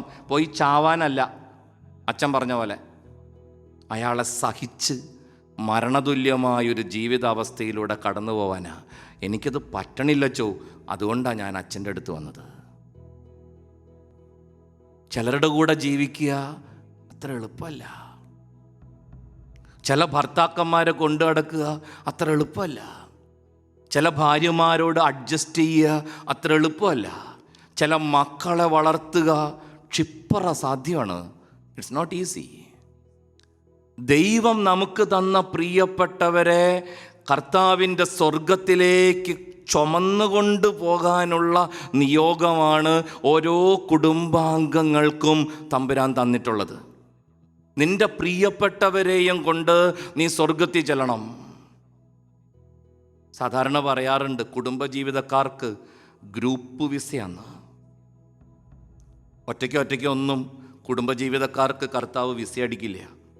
ഈ അമേരിക്കയിലേക്കൊക്കെ കുറേ നാൾ കൂടുമ്പോൾ ഗ്രീൻ കാർഡ് വന്ന പോലെ മൊത്തമായിട്ടാണ് കൊണ്ടുപോകുള്ളൂ. കാത്തിരിക്കണം, അവസാനം നറുക്ക് വീഴും. ഒറ്റയ്ക്കും തെറ്റയ്ക്കും അല്ല എടുക്കുക, മൊത്തമായിട്ടാണ് പാക്ക് ചെയ്യണേ. അതുപോലെ കുടുംബജീവിതക്കാർക്ക് ഗ്രൂപ്പ് വിസയാണത്രേ. എങ്ങാനും നെഞ്ചുവേദന വന്ന് നീ ആദ്യം തട്ടിപ്പോയി സ്വർഗത്തിൽ ചെന്ന കർത്താവ് കയറ്റില്ലെന്നാണ് പറയണേ. തമ്പുരാൻ പറയും ബാക്കിയുള്ളവരൊക്കെ എവിടെയാണ്? അപ്പം നീ പറയും കർത്താവേ, ഒരു നെഞ്ചുവേദന വന്നപ്പോൾ ഞാൻ ആദ്യം ഇങ്ങോട്ട് പോന്നതാണ്, തമ്പുരാൻ വിഷമിക്കണ്ട, ബാക്കിയുള്ളവരൊക്കെ പിന്നാലെ വന്നുണ്ട്. കർത്താവ് പറയും ആ ബെഞ്ചുമ്മ പോയിരിക്കേ, എല്ലാവരും വരട്ടെ, എന്നിട്ട് ഒരുമിച്ച് കയറാം. കുടുംബജീവിതക്കാരെ മൊത്തമായിട്ട് കർത്താവ് സ്വർഗത്തിൽ പ്രതീക്ഷിക്കുന്നുണ്ടെന്നാണ് പറയുക. ഇത് ഒറ്റയ്ക്കും തെറ്റയ്ക്കും പോകാനുള്ളൊരു വിളിയല്ല, ഇത് ഒരുമിച്ചുള്ളൊരു വിളിയാണ്.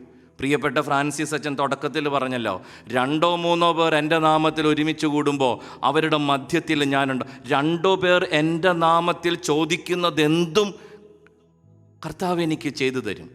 ഈ 2 പേര് ഭാര്യയും ഭർത്താവുമാണെന്നാണ് പ്രിയപ്പെട്ട അച്ഛൻ പറഞ്ഞു വെച്ചത്. ഒരു ഭാര്യയും ഭർത്താവും ഒരേ മനസ്സോടും ഒരേ ആത്മാവോടും കൂടെ കർത്താവിനെ മുറുകെ പിടിച്ച് ചോദിക്കുന്നതൊന്നും നല്ല ദൈവം അവൻ്റെ സ്വർഗം നിഷേധിക്കില്ല എന്ന് തന്നെയാണ് സുവിശേഷത്തിൻ്റെ പാഠവും ആനുകാലിക സംഭവങ്ങളുടെ പഠനവും. ജീവിത പങ്കാളികൾ ഒരു മനസ്സോടെ ഒരാത്മാവോടെ കർത്താവിലുള്ള വിശ്വാസത്തെ മുറുകെ പിടിച്ച് അവരുടെ കുടുംബങ്ങൾക്കും തലമുറകൾക്കും വേണ്ടി പ്രാർത്ഥിക്കുന്നതൊന്നും കർത്താവ് നിഷേധിക്കില്ല.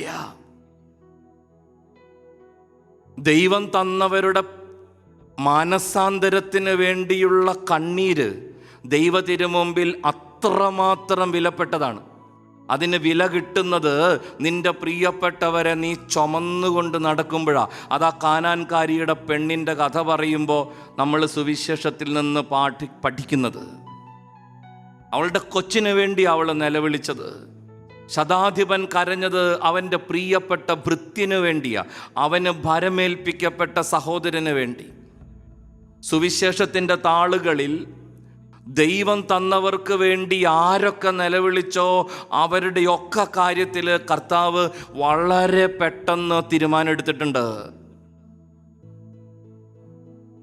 പ്രിയപ്പെട്ടവരുടെ വേദനയിലും നിസ്സഹായതയിലും തൻ്റെ നേരെ ഉയർത്തുന്നവരെ കണ്ടില്ലെന്ന് നടിക്കാൻ സാധിക്കാത്തൊരു തമ്പുരാനാണ് നമ്മുടെ തമ്പുരാനെന്ന് സത്യവേദ പുസ്തകം സാക്ഷ്യപ്പെടുത്തുന്നുണ്ട്. ഈ മാസം ഒരു ഗംഭീര മാസമാണല്ലോ. 27 അമ്മ, 28 മോൻ, മോനിക്കയും അഗസ്റ്റിനും. ചെറുക്കൻ എങ്ങനെയാ രക്ഷപ്പെട്ടെന്ന് നിങ്ങൾക്കറിയാലോ. കണ്ണീര് കർത്താവ് കാണാൻ കാരണം അത് മോനിക്കയുടെ കണ്ണീരായതുകൊണ്ടാ, മോനിക്ക അവൻ്റെ അമ്മയായതുകൊണ്ടും. വിലപിക്കുന്നവരെ നിങ്ങൾ ഭാഗ്യവാന്മാർ. ചുമ്മാ കാലുമ്മ മുള്ളു കൊള്ളുമ്പോഴുള്ള കരച്ചിലല്ലട്ടാ. ആരെങ്കിലും ചത്ത് കഴിയുമ്പോൾ തലയ്ക്കേം ഭാഗത്തിരുന്ന് കാണിക്കുന്ന പെർഫോമൻസ് അല്ല.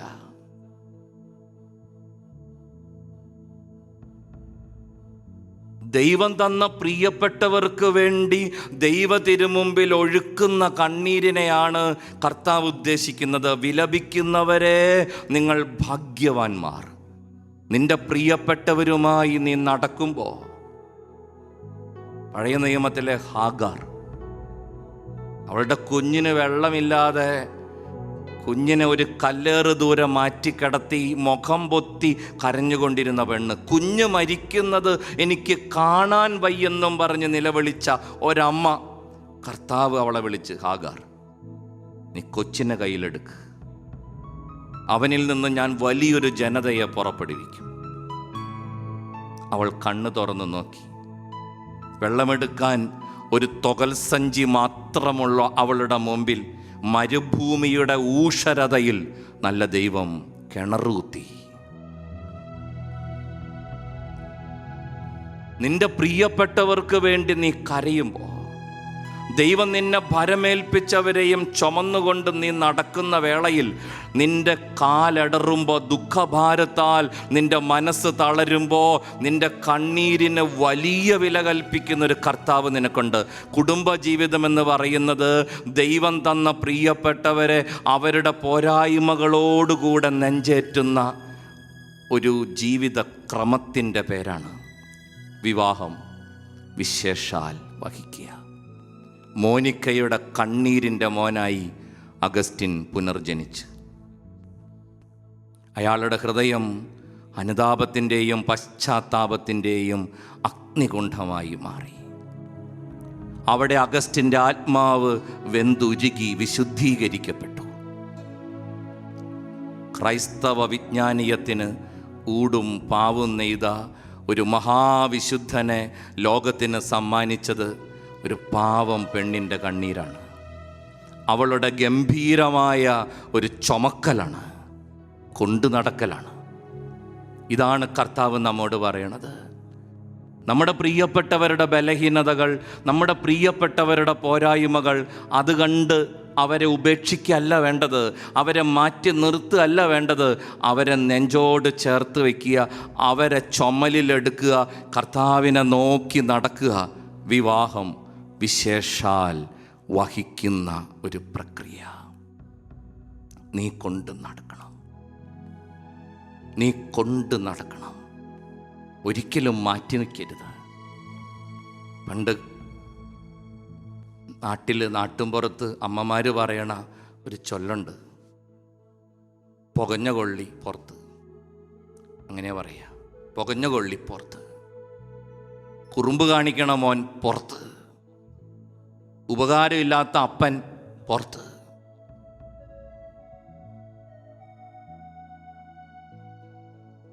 ശല്യപ്പെടുത്തുന്നവരൊക്കെ പുറത്ത്. അങ്ങനെ പറയുക, പുകഞ്ഞ കൊള്ളി പുറത്ത്. അമ്മയ്ക്ക് 2 അടുപ്പുണ്ടേ. സാധാരണ അമ്മ ഒരടുപ്പേ ഉപയോഗിക്കാറുള്ളൂ. മറ്റേ അടുപ്പ് എന്തിനുള്ളതാണെന്നറിയാലോ? രാവിലെ കണ്ണും തിരുമ്മി വന്ന് പല്ല് തേക്കണേക്കൊക്കെ മുമ്പാ അമ്മ പണി ചെയ്യുക. തലേ ദിവസം കത്തിച്ച ചാരമൊക്കെ എടുത്ത് അപ്പുറത്തെ അടുപ്പിലേക്ക് കൂട്ടും. തലേന്നത്തെ കഞ്ഞി വെച്ചതിൻ്റെ, കറി വെച്ചതിൻ്റെ കനലൊന്നും ശരിക്കും കെട്ടിട്ടുണ്ടാവില്ല. ഇടയ്ക്ക് അമ്മ കൈ കുടയണത് കാണാം. അങ്ങനെ ചാരമൊക്കെ വാരി അപ്പുറത്തെ അടുപ്പിലിട്ട് അമ്മ ഇപ്പുറത്തെ അടുപ്പിൽ, വൃത്തിയാക്ക അടുപ്പിൽ വലിയ വിറക് കൊള്ളിയൊക്കെ വെച്ച് തീ കൊടുക്കും. കഞ്ഞിക്കുള്ള വെള്ളം കലത്തിലാക്കി അടുപ്പയിൽ വെച്ച് അമ്മ മുറ്റടിക്കാൻ പോകും. മുറ്റടിച്ച് വരുമ്പോൾ അടുക്കള നിറയെ പുക. അമ്മയ്ക്ക് കാര്യം മനസ്സിലാവും. ഉറക്കപ്പിച്ചിൽ പറക്കി വെച്ച വിറക് കൊള്ളിയിൽ ഒരെണ്ണം പച്ചയായിരുന്നു, നേരാവണ്ണം ഉണങ്ങിയിട്ടില്ല. അതാണ് ഈ പുകയൊക്കെ ഉണ്ടാക്കുന്നത്, പ്രശ്നം ഉണ്ടാക്കുന്നത്. അമ്മ എന്തു ചെയ്യും? അമ്മ വിറക് കൊള്ളി വിദഗ്ധമായിട്ട് കണ്ടുപിടിക്കും. അമ്മയ്ക്കത് ഭയങ്കര എളുപ്പമാണ്. അമ്മ വിറക് കൊള്ളി കണ്ടുപിടിച്ച് പുറത്തേക്ക് എടുക്കും. തൊട്ടപ്പുറത്ത് കൂട്ടി വെച്ചിരിക്കുന്ന ചാരം കൂട്ടിയിട്ടിരിക്കുന്ന അടുപ്പിലെ ചാരത്തിലേക്ക് ഒരൊറ്റ കുത്തുകുത്തും. 2 തിരിയും തിരിക്കും. ആമേനീശോ, അതിൻ്റെ പരിപാടി തീരും. പിന്നെ കൊള്ളി കത്തില്ല, ഒരു പുകയുണ്ടാക്കില്ല. ശാന്തം, പ്രശാന്തം അടുക്കള. അതാണ് പുകഞ്ഞ കൊള്ളി. കർത്താവ് പറയണത് പുകഞ്ഞ കൊള്ളി പുറത്തുനിന്നല്ല പ്രിയപ്പെട്ടവരെ, പുകഞ്ഞ കൊള്ളി അകത്തുനിന്നാണ്. പുകഞ്ഞ കൊള്ളി അകത്തായിരിക്കണം. കത്തിക്കൊണ്ടിരിക്കുന്ന വിറക് കൊള്ളികളൊക്കെ ഒന്ന് വകഞ്ഞു മാറ്റി, കത്തുപിടിക്കാത്ത, പിടിക്കാൻ ബുദ്ധിമുട്ടുന്ന ആ കൊള്ളിയെ, വിറകിനെ എടുത്ത് അതിനിടയിലേക്ക് തിരികെ വെച്ച് ചങ്കിലേക്ക് സ്നേഹത്തിൻ്റെ ശ്വാസം അങ്ങ് വലിച്ചു കയറ്റി നന്നായിട്ട് അങ്ങോട്ട് ഊതിക്കൊടുത്താ കത്താത്ത കൊള്ളിക്ക് തീ പിടിക്കും. അടുപ്പിൽ ഗംഭീരമായി തീ കത്തും, മനോഹരമായി കഞ്ഞി വേവും, സന്തോഷത്തിൻ്റെ സമാധാനത്തിൻ്റെ പുലരി വരും. ഇതാണ് നമ്മുടെ കുടുംബത്തിൽ സംഭവിക്കേണ്ടത്. വിശേഷാൽ വഹിക്കുന്ന ഇടമാണ് കുടുംബം. പ്രത്യേകമായ വിധത്തിലുള്ള ഒരു കൊണ്ട് നടക്കലാണത്. നിന്റെ കണ്ണീരിനാൽ വിശുദ്ധീകരിക്കപ്പെടേണ്ട, നിന്റെ കണ്ണീരിനാൽ വീണ്ടെടുക്കപ്പെടേണ്ട, നിന്നിലൂടെ മാത്രം വിശുദ്ധീകരിക്കപ്പെടേണ്ട ചില ജീവിതങ്ങളെ കർത്താവ് നിന്റെ കരങ്ങളിൽ ഭരമേൽപ്പിച്ചിട്ടുണ്ട്.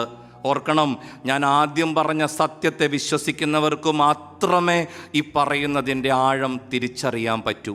ദൈവിക പദ്ധതിയുടെ ഗംഭീരമായ ഒരു വേദികയാണ് കുടുംബം. നിന്നിലൂടെ മാത്രം വീണ്ടെടുക്കപ്പെടേണ്ട, നിന്നിലൂടെ മാത്രം വിശുദ്ധീകരിക്കപ്പെടേണ്ട, നിന്നിലൂടെ മാത്രം പുനർജനിക്കാൻ സാധ്യതയുള്ള ഏതാനും ജീവിതങ്ങളെ കർത്താവ് നിന്റെ ചങ്കോട്, നിന്റെ ജീവിതത്തോട് ഒട്ടിച്ച് വെച്ചിട്ടുണ്ട്. അവർക്ക് വേണ്ടി കരയാൻ നീ മടിക്കരുത്. ത്യാഗങ്ങൾ ഏറ്റെടുക്കാൻ വിമുഖത അരുത്. ഓടി രക്ഷപ്പെടാനുള്ള ശ്രമം പാടില്ല. കാരണം ദൈവത്തിൻ്റെ സ്വർഗത്തിൻ്റെ നിയോഗങ്ങൾ പേറുന്നവനും പേറുന്നവളുമാണ് നീ. ഹല്ലേലൂയ, ഹല്ലേലൂയ, ഹല്ലേലൂയ, ഹല്ലേലൂയ, ഹല്ലേലൂയ, ഹല്ലേലൂയ. യേശുവേ നന്ദി, യേശുവേ നന്ദി, യേശുവേ സ്തുതി, യേശുവേ സ്തോത്രം, മഹത്വം കർത്താവേ, നന്ദി ദൈവമേ, ഹല്ലേലൂയ, ഹല്ലേലൂയ, ഹല്ലേലൂയ, ഹല്ലേലൂയ, ഹല്ലേലൂയ. സ്നേഹമുള്ളവരെ, നിനക്ക് മാത്രം ചെയ്യാൻ സാധിക്കുന്ന നന്മകൾ ഉള്ള ഇടമാണ് കുടുംബം. നിനക്ക് മാത്രം ചെയ്യാൻ സാധിക്കുന്ന, U are so unique and you cannot be substituted. U are so unique and you cannot be substituted. ഇന്നത്തെ കാലത്ത് പലരുടെയും ധാരണ മറിച്ചാണ്. ഞാനത് ചെയ്തില്ലെങ്കിലും, ഞാനത് പറഞ്ഞില്ലെങ്കിലും, ആരെങ്കിലും പറഞ്ഞോളും, ആരെങ്കിലും ചെയ്തോളും. ഇത് കുടുംബത്തിൻ്റെ സ്നേഹബന്ധങ്ങളെ വല്ലാണ്ട് താളം തെറ്റിക്കുന്നുണ്ട്. അവർക്കെല്ലാം ചെയ്യാനുള്ള പ്രാപ്തിയുണ്ട്. സാമ്പത്തികമായും സാങ്കേതികമായും അവർ കഴിവുള്ളവരാണ്. അതുകൊണ്ട് എൻ്റെ അധ്വാനവും എൻ്റെ സഹകരണവും എൻ്റെ സ്നേഹവും എൻ്റെ കുടുംബത്തിൽ വലിയ ആവശ്യമൊന്നുമില്ല, ഇങ്ങനെ ചിന്തിക്കുന്ന ഒത്തിരി പേര് ഇന്നത്തെ കുടുംബങ്ങളിൽ പാർക്കുന്നുണ്ട്. അതുകൊണ്ട് ഞാനതൊന്നും കാര്യമാക്കണില്ല എന്നാണ് അവർ പറയുക. നീ ഓർക്കണം, നിനക്ക് മാത്രം ചെയ്യാൻ സാധിക്കുന്ന ചില പ്രവൃത്തികൾ നിന്നെ ഭരമേൽപ്പിച്ചിട്ടുള്ള ഒരിടമാണ് നിന്റെ കുടുംബം. നീ ചെയ്യേണ്ടത് നീ തന്നെ ചെയ്യണം. സത്യം പറയാലോ, അച്ഛന് ഈയിടെയായിട്ട് ഭയങ്കര മടിയാണ് പ്രസംഗം പറയാനും ധ്യാനിപ്പിക്കാനും ഒക്കെ. ഇങ്ങനെ ടി വിയിലൊന്നും പറയണത് വലിയ ഇഷ്ടമുള്ള ഒരാളല്ല ഞാൻ. പക്ഷേ ഈ ഫ്രാൻസിസ് അച്ഛനും അച്ഛൻ്റെ കുറേ കൂട്ടുകാരും കൂടിയൊക്കെ വന്ന് വിളിക്കുമ്പോൾ പരിശുദ്ധാത്മാവ് തോന്നിപ്പിക്കണൊരു കാര്യമുണ്ട്. വേറൊന്നുമല്ല, നീ പറയണത് കേൾക്കാൻ ഞാൻ ചില കാതുകളെയൊക്കെ സജ്ജമാക്കിയിട്ടുണ്ട്. നിന്നിലൂടെ വേണം അവരുടെ ജീവിതത്തിലേക്ക് ചില കാര്യങ്ങൾ എനിക്ക് പറയാൻ. അതുകൊണ്ട് മടി പിടിക്കരുത്, നീ പോണം. ഞാൻ അങ്ങനെ വരണവനാണ്. നിങ്ങൾക്കറിയാലോ, കൊറോണ കാലം സാധാരണക്കാർക്ക് മാത്രമല്ല, എന്നെപ്പോലെ പാപികളും ബലഹീനരുമായ വൈദികർക്കും വല്ലാത്തൊരു പരീക്ഷണകാലമാണ്. ചിലപ്പോഴെങ്കിലും അറിയാണ്ടെന്ന് പറയണത് ആലങ്കാരികമാണ്. പ്രാർത്ഥിച്ചിട്ടുണ്ട്, ലോക്ക്ഡൗൺ വന്നെങ്കിൽ കർത്താവേ, കുർബാന ഇഷ്ടമുള്ള സമയത്ത് ചെല്ലിയാൽ മതി, കാലത്ത് സുഖമായിട്ട് കിടന്നുറങ്ങാം. നല്ല മഴ, നല്ല കട്ടില്, അടിപൊളി പുതപ്പ്, മനുഷ്യനല്ലേ? ചിലപ്പോഴൊക്കെ എനിക്കും തോന്നിയിട്ടുണ്ട്, ഉരുട്ടി എഴുന്നേൽപ്പിക്കണ കുറേ ചെറുപ്പക്കാർ പിള്ളേരുണ്ട് ഞാനിപ്പോൾ താമസിക്കുന്ന സ്ഥലത്ത്. തലേ ദിവസം അവർ ഫോൺ വിളിക്കും, അച്ഛാ നാളെ എപ്പോഴാണ് കുർബാന? കാലത്ത് ചെല്ലച്ചാ. ആ പിള്ളേരുടെ നിർബന്ധം കാണുമ്പോൾ, അവരുടെ വിശ്വാസത്തിൻ്റെ തീക്ഷ്ണത കാണുമ്പോൾ, ഈ തീ പിടിച്ച ആത്മാക്കളെ പരിചയപ്പെടുമ്പോൾ വികാരിയച്ഛൻ കട്ടിലിന് തീ പിടിച്ച പോലെ കാലത്തെഴുന്നേക്കും. മനസ്സ് പറയുന്നത് അങ്ങനെയാ, നിന്നിലൂടെ സംഭവിക്കേണ്ട ചില കാര്യങ്ങളുണ്ട്, നിന്നിലൂടെ കടന്നു വരേണ്ട ചില നന്മകളുണ്ട്. ഒരമ്മ പ്രാർത്ഥിക്കുന്നത് പോലെ അവളുടെ മകനും മകൾക്കും വേണ്ടി വേറെ ഒരു സ്ത്രീയും ഈ ലോകത്ത് പ്രാർത്ഥിക്കില്ല. ഒരപ്പൻ തൻ്റെ മക്കളെക്കുറിച്ച് സ്വപ്നം കാണുന്നത് പോലെ ഒരധ്യാപകനും ഒരു സുഹൃത്തും ഒരു അയൽവാസിയും അയാളുടെ മക്കൾക്ക് വേണ്ടി സ്വപ്നം കാണില്ല. ദൈവത്തിരുമുമ്പിൽ മാതാപിതാക്കളുടെ പ്രാർത്ഥന പോലെ വിലപ്പെട്ട ഒരു പ്രാർത്ഥനയും ദൈവത്തിരുമുമ്പിൽ അണയില്ല. നീ ചെയ്യേണ്ട ചില കടമകളുണ്ട്, നീ നിറവേറ്റേണ്ട ചില ഉത്തരവാദിത്വങ്ങളുണ്ട്. അത് നീ നിറവേറ്റിയില്ലെങ്കിൽ ഉറപ്പ് അതങ്ങനെ തന്നെ അവശേഷിക്കും. മാതാപിതാക്കളുടെ ജീവിതത്തിൽ സന്തോഷം കൊടുക്കുക മക്കളുടെ കടമയാണ്. ഈ കഴിഞ്ഞ ദിവസം ഒരു ചെറുപ്പക്കാരൻ എന്നോട് ചോദിച്ചു, അച്ഛാ പ്രേമിക്കണത് തെറ്റാണോ? ഞാൻ പറഞ്ഞടാ, സ്നേഹിക്കണതും പ്രേമിക്കണതൊക്കെ തെറ്റാവണത് എങ്ങനെയാ? ഒരു ചാൻസ് കിട്ടാണ്ട് പോയതിൻ്റെ സങ്കടം ഇപ്പോഴും എൻ്റെ ഉള്ളിലുണ്ട്. അതൊന്നും അത്ര വലിയ തെറ്റാന്ന് അച്ഛന് തോന്നണില്ല. പക്ഷെ സ്റ്റാൻഡേർഡ് മറക്കരുത്, കർത്താവിനെ വിടരുത്. മാനുഷികമായ വളർച്ചയുടെ ഭാഗമാണ് അതൊക്കെ എന്നാണ് അച്ഛൻ പഠിച്ചിട്ടുള്ളത്. പക്ഷെ വളരെ വളരെ സൂക്ഷിക്കണം. അവൻ എന്നോട് ചോദിച്ച്, അച്ഛാ അമ്മയ്ക്ക് ഭ്രാന്താണ്. യോ, ഞാൻ അറിഞ്ഞില്ലല്ല. അതല്ലച്ചാ, അമ്മ പറയണത് ക്രിസ്ത്യാനി കൊച്ചിനെ മാത്രം കെട്ടാവൂന്നാണ്. ക്രിസ്ത്യാനി പെണ്ണിനെ നോക്കി പ്രേമിക്കണമെന്നാണ്. ഞാൻ ചോദിച്ചു, അതൊരമ്മയുടെ സ്വാർത്ഥതയാണോ? പിന്നല്ലാണ്ട്. അവൻ പറഞ്ഞു, ഞാൻ പക്വതയുള്ളൊരു ചെറുപ്പക്കാരനല്ലേ അച്ഛാ, ഞാൻ സ്വാതന്ത്ര്യമുള്ള ഒരു മനുഷ്യനല്ലേ, എൻ്റെ ജീവിത പങ്കാളിയെ തിരഞ്ഞെടുക്കേണ്ടത് ഞാനല്ലേ, അതിൽ വിശ്വാസവും സന്മാർഗവും ഒക്കെ അത്രമാത്രം നോക്കേണ്ടതുണ്ടാ? മഞ്ഞളിയച്ഛനൊരു കുഴപ്പമുണ്ട്. ചില നേരത്ത് ഇങ്ങനെയുള്ള ചിലത് കേൾക്കുമ്പോൾ എനിക്ക് ആത്മാവിൻ്റെ ഭ്രാന്ത് പിടിക്കും. പിന്നെ എന്താ വായെന്ന് പറഞ്ഞെന്ന് പറയാൻ പറ്റില്ല. ഇങ്ങനൊരു പ്രശ്നമുള്ളവനാണ് ഞാൻ. എന്താണെന്ന് അറിഞ്ഞുകൂടാ. ആ നേരത്ത് എനിക്കങ്ങനെ തോന്നി. ഞാൻ അവനോട് ചോദിച്ച്, എടാ നമ്മളിപ്പോൾ എറണാകുളത്തല്ലേ? അതെ. ഇപ്പം നിൻ്റെ അമ്മ നിന്നെ വിളിച്ച് ചുമ്മാ പറയാണ്, മോനെ നീ എവിടെയാ? ഞാൻ എറണാകുളത്തമ്മ. അമ്മയ്ക്ക് എന്താണെന്ന് അറിയില്ല കൂട്ടാ, ഒരിത്തിരി ഐസ്ക്രീം മേടിച്ചു കൊണ്ടുവരാമോ? നീ എന്തു ചെയ്യും? നീ എറണാകുളത്തുള്ള ഏറ്റവും നല്ല ഐസ്ക്രീം കടയിൽ, പറ്റണമെങ്കിൽ നാച്ചുറൽസ്, ഞാൻ അങ്ങനെയൊക്കെ കേട്ടേക്കണേ, ഏറ്റവും നല്ല ഐസ്ക്രീം, ഒരു പ്രിസർവേറ്റീവ്സും ഇല്ലാത്ത, അമ്മയുടെ ആരോഗ്യത്തിന് ഒരു ക്ഷതവും വരുത്താത്ത ഏറ്റവും നല്ല ഐസ്ക്രീം, ഏറ്റവും വില കൂടിയതാ, നോക്കി നീ വാങ്ങിച്ച് നിൻ്റെ അമ്മയ്ക്ക് കൊണ്ടുപോയി കൊടുക്കും. കാരണം ചോദിച്ചത് ഐസ്ക്രീമാണ്, അതിലുപരി ചോദിച്ചത് നിന്നെ പെറ്റ നിൻ്റെ അമ്മയാണ്. അതുകൊണ്ട് നീ ഏറ്റവും നല്ല ഐസ്ക്രീം കൊണ്ടു കൊടുക്കും. അത് അവൾ സ്പൂണിലെടുത്ത് നുണയണ കാണുമ്പോൾ നിൻ്റെ ചങ്കിലൊരു കുളിരുണ്ടാവും അല്ലേ? അത് ശരിയാണ് അച്ഛാ. അമ്മ എന്തെങ്കിലും ചോദിച്ചാൽ ഞാൻ ഏറ്റവും നല്ലത് കൊണ്ടു കൊടുക്കാറുള്ളത്. നിൻ്റെ അമ്മ നിന്നെ വിളിച്ചൊരു പട്ടിക്കുട്ടീനെ വേണമെന്ന് പറഞ്ഞാ എന്തു ചെയ്യും?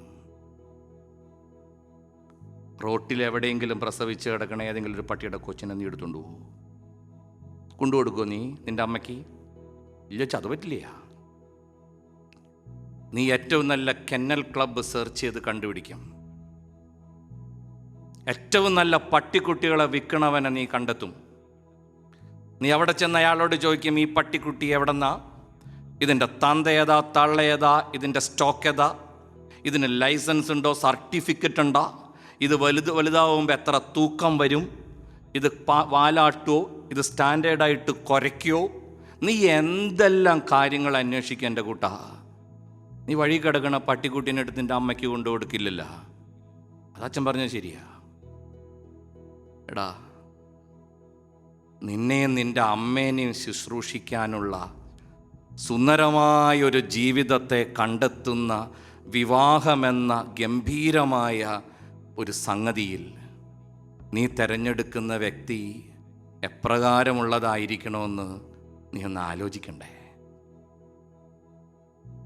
നിന്റെ മാതാപിതാക്കൾക്ക് യോജിക്കുന്ന, നിന്റെ ചുറ്റുപാടുകൾക്ക് അനുയോജ്യമായ, നിന്റെ വിശ്വാസത്തിന് ഉപകരിക്കുന്ന, സ്വർഗത്തിലേക്കുള്ള നിന്റെ യാത്രയിൽ നിന്റെ കൈപിടിക്കാൻ സാധ്യതയുള്ള ഒരു വ്യക്തിയെ നീ കണ്ടെത്തണ്ടേ? ജീവിത പങ്കാളിയും പട്ടിക്കുട്ടിയും ഒന്നാണെന്നല്ല അച്ഛൻ പറഞ്ഞത്. പക്ഷെ അത്തരത്തിലുള്ള ഒരു നിസ്സാര കാര്യത്തിൽ പോലും നീ അത്രമാത്രം ജാഗ്രത പുലർത്തുന്നുണ്ട് എങ്കിൽ ജീവിതകാലം മുഴുവനും നിന്റെ കൂടെ നടക്കാൻ നീ തിരഞ്ഞെടുക്കുന്ന ഒരു വ്യക്തിയെക്കുറിച്ച് നീ എത്ര വട്ടം ചിന്തിക്കണം എന്നൊരു ഓർമ്മപ്പെടുത്തലാണ് അച്ഛൻ്റെ ഉത്തരവാദിത്വം. That's all. പ്രേമിക്കാൻ പോകുമ്പോൾ, സ്നേഹിക്കാൻ പോകുമ്പോൾ എൻ്റെ സ്വാർത്ഥതയും എൻ്റെ ഭാവി ജീവിതവും എന്നെ ഞാനാക്കിയ എൻ്റെ പ്രിയപ്പെട്ടവർക്ക് ഒരു തലവേദനയാകാൻ പാടില്ലെന്നുള്ള ന്യായമായ ഒരു മര്യാദയെങ്കിലും നിൻ്റെ ജീവിതത്തിൽ നീ പുലർത്തണം. തുടക്കത്തിൽ തന്നെ ശ്രദ്ധിക്കണം മോനെ. ഞാൻ പറഞ്ഞ് അവസാനിപ്പിച്ചു. അവൻ പിന്നെ വീടെത്തണവരെന്നോടൊന്നും മിണ്ടിയില്ല. നമ്മുടെ പ്രിയപ്പെട്ടവർക്ക് വേണ്ടി നമുക്ക് മാത്രം ചെയ്യാൻ സാധിക്കുന്ന ചില കാര്യങ്ങളുണ്ട് പ്രിയപ്പെട്ടവരെ. അച്ഛനൊരു ഉദാഹരണം പറഞ്ഞു എന്ന് മാത്രമേ ഉള്ളൂ. നമ്മുടെ പ്രിയപ്പെട്ടവർക്ക് വേണ്ടി നമുക്ക് മാത്രം ചെയ്യാൻ സാധിക്കുന്ന ചില കാര്യങ്ങളുണ്ട്. നിന്റെ പഠനം അങ്ങനെയാണ്, നിന്റെ ജോലി അങ്ങനെയാണ്. അടുത്ത വീട്ടിലെ മോന് ഗൂഗിൾ കമ്പനിയിൽ ജോലി കിട്ടിയ നിന്റെ അമ്മയ്ക്ക് പ്രത്യേകിച്ച് മെച്ചമൊന്നുമില്ല. അടുത്ത വീട്ടിലെ കുട്ടിക്ക് 10ാം ക്ലാസ്സിൽ 10 A+ കിട്ടിയ അതുകൊണ്ട് നിന്നെ പ്രസവിച്ചവൾക്കോ നിനക്ക് വേണ്ടി കഷ്ടപ്പെടുന്നവനോ വലിയ ഫലമൊന്നുമില്ല. നിന്റെ കുടുംബത്തിൽ സന്തോഷം നിറയണമെങ്കിൽ, നിന്റെ പ്രിയപ്പെട്ടവർക്ക് ആനന്ദം കിട്ടണമെങ്കിൽ, സ്വർഗീയമായ സമാധാനം നിന്റെ ഭവനത്തിൽ സംജാതമാകണമെങ്കിൽ നീ ജാഗ്രതയോടെ വർത്തിക്കണം. അതാണ് അച്ഛൻ പറഞ്ഞത്, you are so unique and you can not be substituted. കുടുംബം അങ്ങനെയുള്ള ഒരു സ്ഥലമാണ്. അവിടെ ജീവിക്കുന്നവരൊക്കെ വല്ലാണ്ട് പരസ്പരം ഐക്യപ്പെട്ടിരിക്കണം. അവിടെ ജീവിക്കുന്നവരൊക്കെ പരസ്പരം ഊന്നുവടികളാണ്. അവിടെ ജാഗ്രതക്കുറവ് സംഭവിച്ചാൽ വലിയ അപകടങ്ങളിലേക്ക് അത് വഴിതെളിക്കും. ബന്ധങ്ങൾക്ക് വലിയ വില കൊടുക്കേണ്ട ഒരിടമാണ് നമ്മുടെ ഓരോരുത്തരുടെയും കുടുംബം.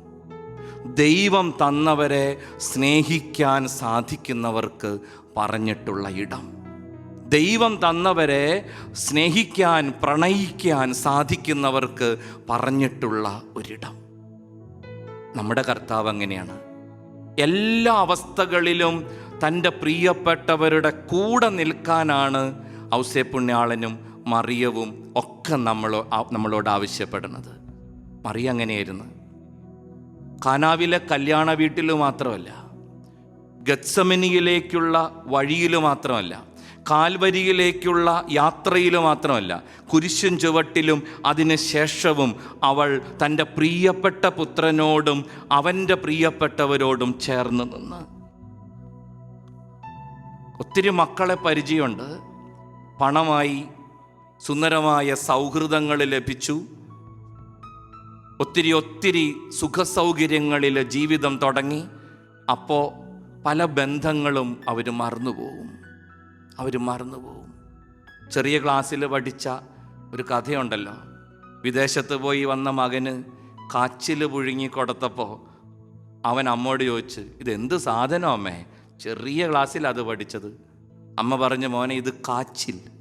അപ്പം അവൻ പറഞ്ഞു അത്രേ, ഈ വേലിയുമേ ഞറുങ്ങണ പിറുങ്ങണയായി കിടക്കണ ആ സാധനമല്ലേ? അതെ. ചിലത് നമ്മൾ പെട്ടെന്ന് മറക്കും. വളർന്ന വഴികൾ നമ്മൾ പെട്ടെന്ന് വിസ്മരിക്കും. നമ്മുടെ ജീവിതത്തിൽ ദൈവം തന്ന ബന്ധങ്ങളെ നമ്മൾ വഴിയിൽ ഉപേക്ഷിക്കും. ഒരിക്കലും അത് പാടില്ല പ്രിയപ്പെട്ടവരെ. ഈ കാലഘട്ടത്തിൽ ഇതിൻ്റെ വലിയൊരു അപകടം പതിയിരിക്കുന്നതായി തോന്നുന്നു. പല ഭവനങ്ങളും വെഞ്ചിരിക്കാൻ ചെല്ലുമ്പോൾ, പല കുടുംബങ്ങളും ആശീർവദിക്കാൻ ചെല്ലുമ്പോൾ, അവിടങ്ങളിലെല്ലാം പലപ്പോഴും ഈ ബന്ധങ്ങളുടെ വല്ലാത്തൊരു മരവിപ്പ് അച്ഛൻ അനുഭവിച്ചിട്ടുണ്ട്. പരിശുദ്ധ അമ്മ കുരിശിൻ്റെ വഴിയിൽ മോനോട് പറയുന്ന വാചകമുണ്ടല്ലോ, my son I am here. മറിയത്തെക്കുറിച്ച് അങ്ങനെ പറയുക. സന്തോഷത്തിൻ്റെ സമൃദ്ധിയിലും വേദനയുടെ നെരിപ്പോടിലും ഒരുപോലെ കർത്താവിൻ്റെ കൂടെ നടന്നവളാണ് മറിയം. കർത്താവിൻ്റെ കൂടെ നടന്നവൾ. ഞാൻ നേരത്തെ പറഞ്ഞ ആ സിനിമയിലേക്ക് വരിക. അതിനകത്ത് ഈ മക്കൾ വളർന്നു വരുമ്പോൾ അവരുടെ അപ്പനെ അവർ വല്ലാണ്ട് അവഗണിക്കുന്നുണ്ട്. അപ്പനൊരു വിവരമില്ല, അപ്പനൊരു വിദ്യാഭ്യാസം ഇല്ല, അപ്പന് സാങ്കേതിക പരിജ്ഞാനം ഇല്ല. അതുകൊണ്ട് അപ്പനുമായിട്ടുള്ള ഇടപെടലുകൾ, അപ്പനെ എവിടെയെങ്കിലും കൊണ്ടുപോകുന്നത്, അങ്ങനെയുള്ള കാര്യങ്ങൾ വളരെ ജാഗ്രതയോടെ അവരൊഴിവാക്കുകയാണ്. അപ്പന് വിവരമില്ല, അപ്പന് വിദ്യാഭ്യാസം ഇല്ല. പലപ്പോഴും നമ്മുടെ കുടുംബങ്ങളിൽ ഈ പ്രതിഭാസം നിലനിൽക്കുന്നുണ്ട്. എല്ലാം ഞാൻ ഉണ്ടാക്കിയതാണ്, എല്ലാം ഞാൻ ആർജിച്ചതാണ്, എനിക്ക് ആരുടെയും ഒരു സഹായം ആവശ്യമില്ല. ബത്ലഹമിലെ കാലിത്തൊഴുത്ത് നമ്മോട് പറയും, ഔസേപ്പുണ്യാളം പറയും എൻ്റെ അല്ല, മറിയം പറയും എൻ്റെ അല്ല, ചെറുക്കനും പറയും രണ്ടുപേരുടെ അല്ല, ഞാൻ എൻ്റെ പിതാവിൻ്റെയാ. അതാണല്ലോ ബത്ലഹമിലെ കാലിത്തൊഴുത്ത് പഠിപ്പിക്കുന്ന ഗംഭീരമായ പാഠം. ഔസേപ്പിനറിയാം ഔസേപ്പിൻ്റെ അല്ല, കിടക്കണ കൊച്ച്. ഒരു പിടിയില്ല ഔസേപ്പിന്. പരിശുദ്ധാത്മാവിനാൽ ഗർഭിണിയായി എന്നൊക്കെ പറഞ്ഞാൽ ഒരു ആവറേജ് തച്ചന് അതത്ര പെട്ടെന്നൊന്നും പിടികിട്ടാൻ വഴിയില്ല.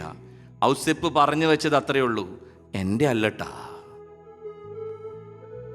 മറിയം പറഞ്ഞതും മനസ്സിലാക്കിയതും അത് തന്നെയാണ്, എൻ്റെ അല്ല. ഇതെങ്ങനെ അകത്തെത്തി, എങ്ങനെ പുറത്തു വന്നു, ഐ ഡോണ്ട് നോ. അഗസ്തീനോസ പറയണത് ഗർഭാനന്തരം, പ്രസവാനന്തരം മറിയം കന്യകയാണ്.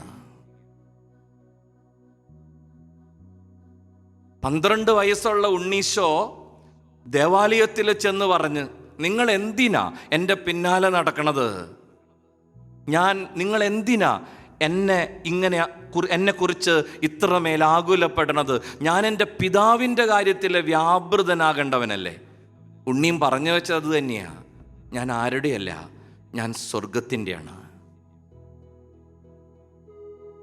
ദൈവം നമുക്ക് തന്ന പ്രിയപ്പെട്ടവർ ദൈവത്തിൻ്റെ ദാനമാണെന്ന തിരിച്ചറിവോടെ അവരെ ചേർത്ത് പിടിക്കാനാണ് കർത്താവ് നമ്മോട് പറയണത്.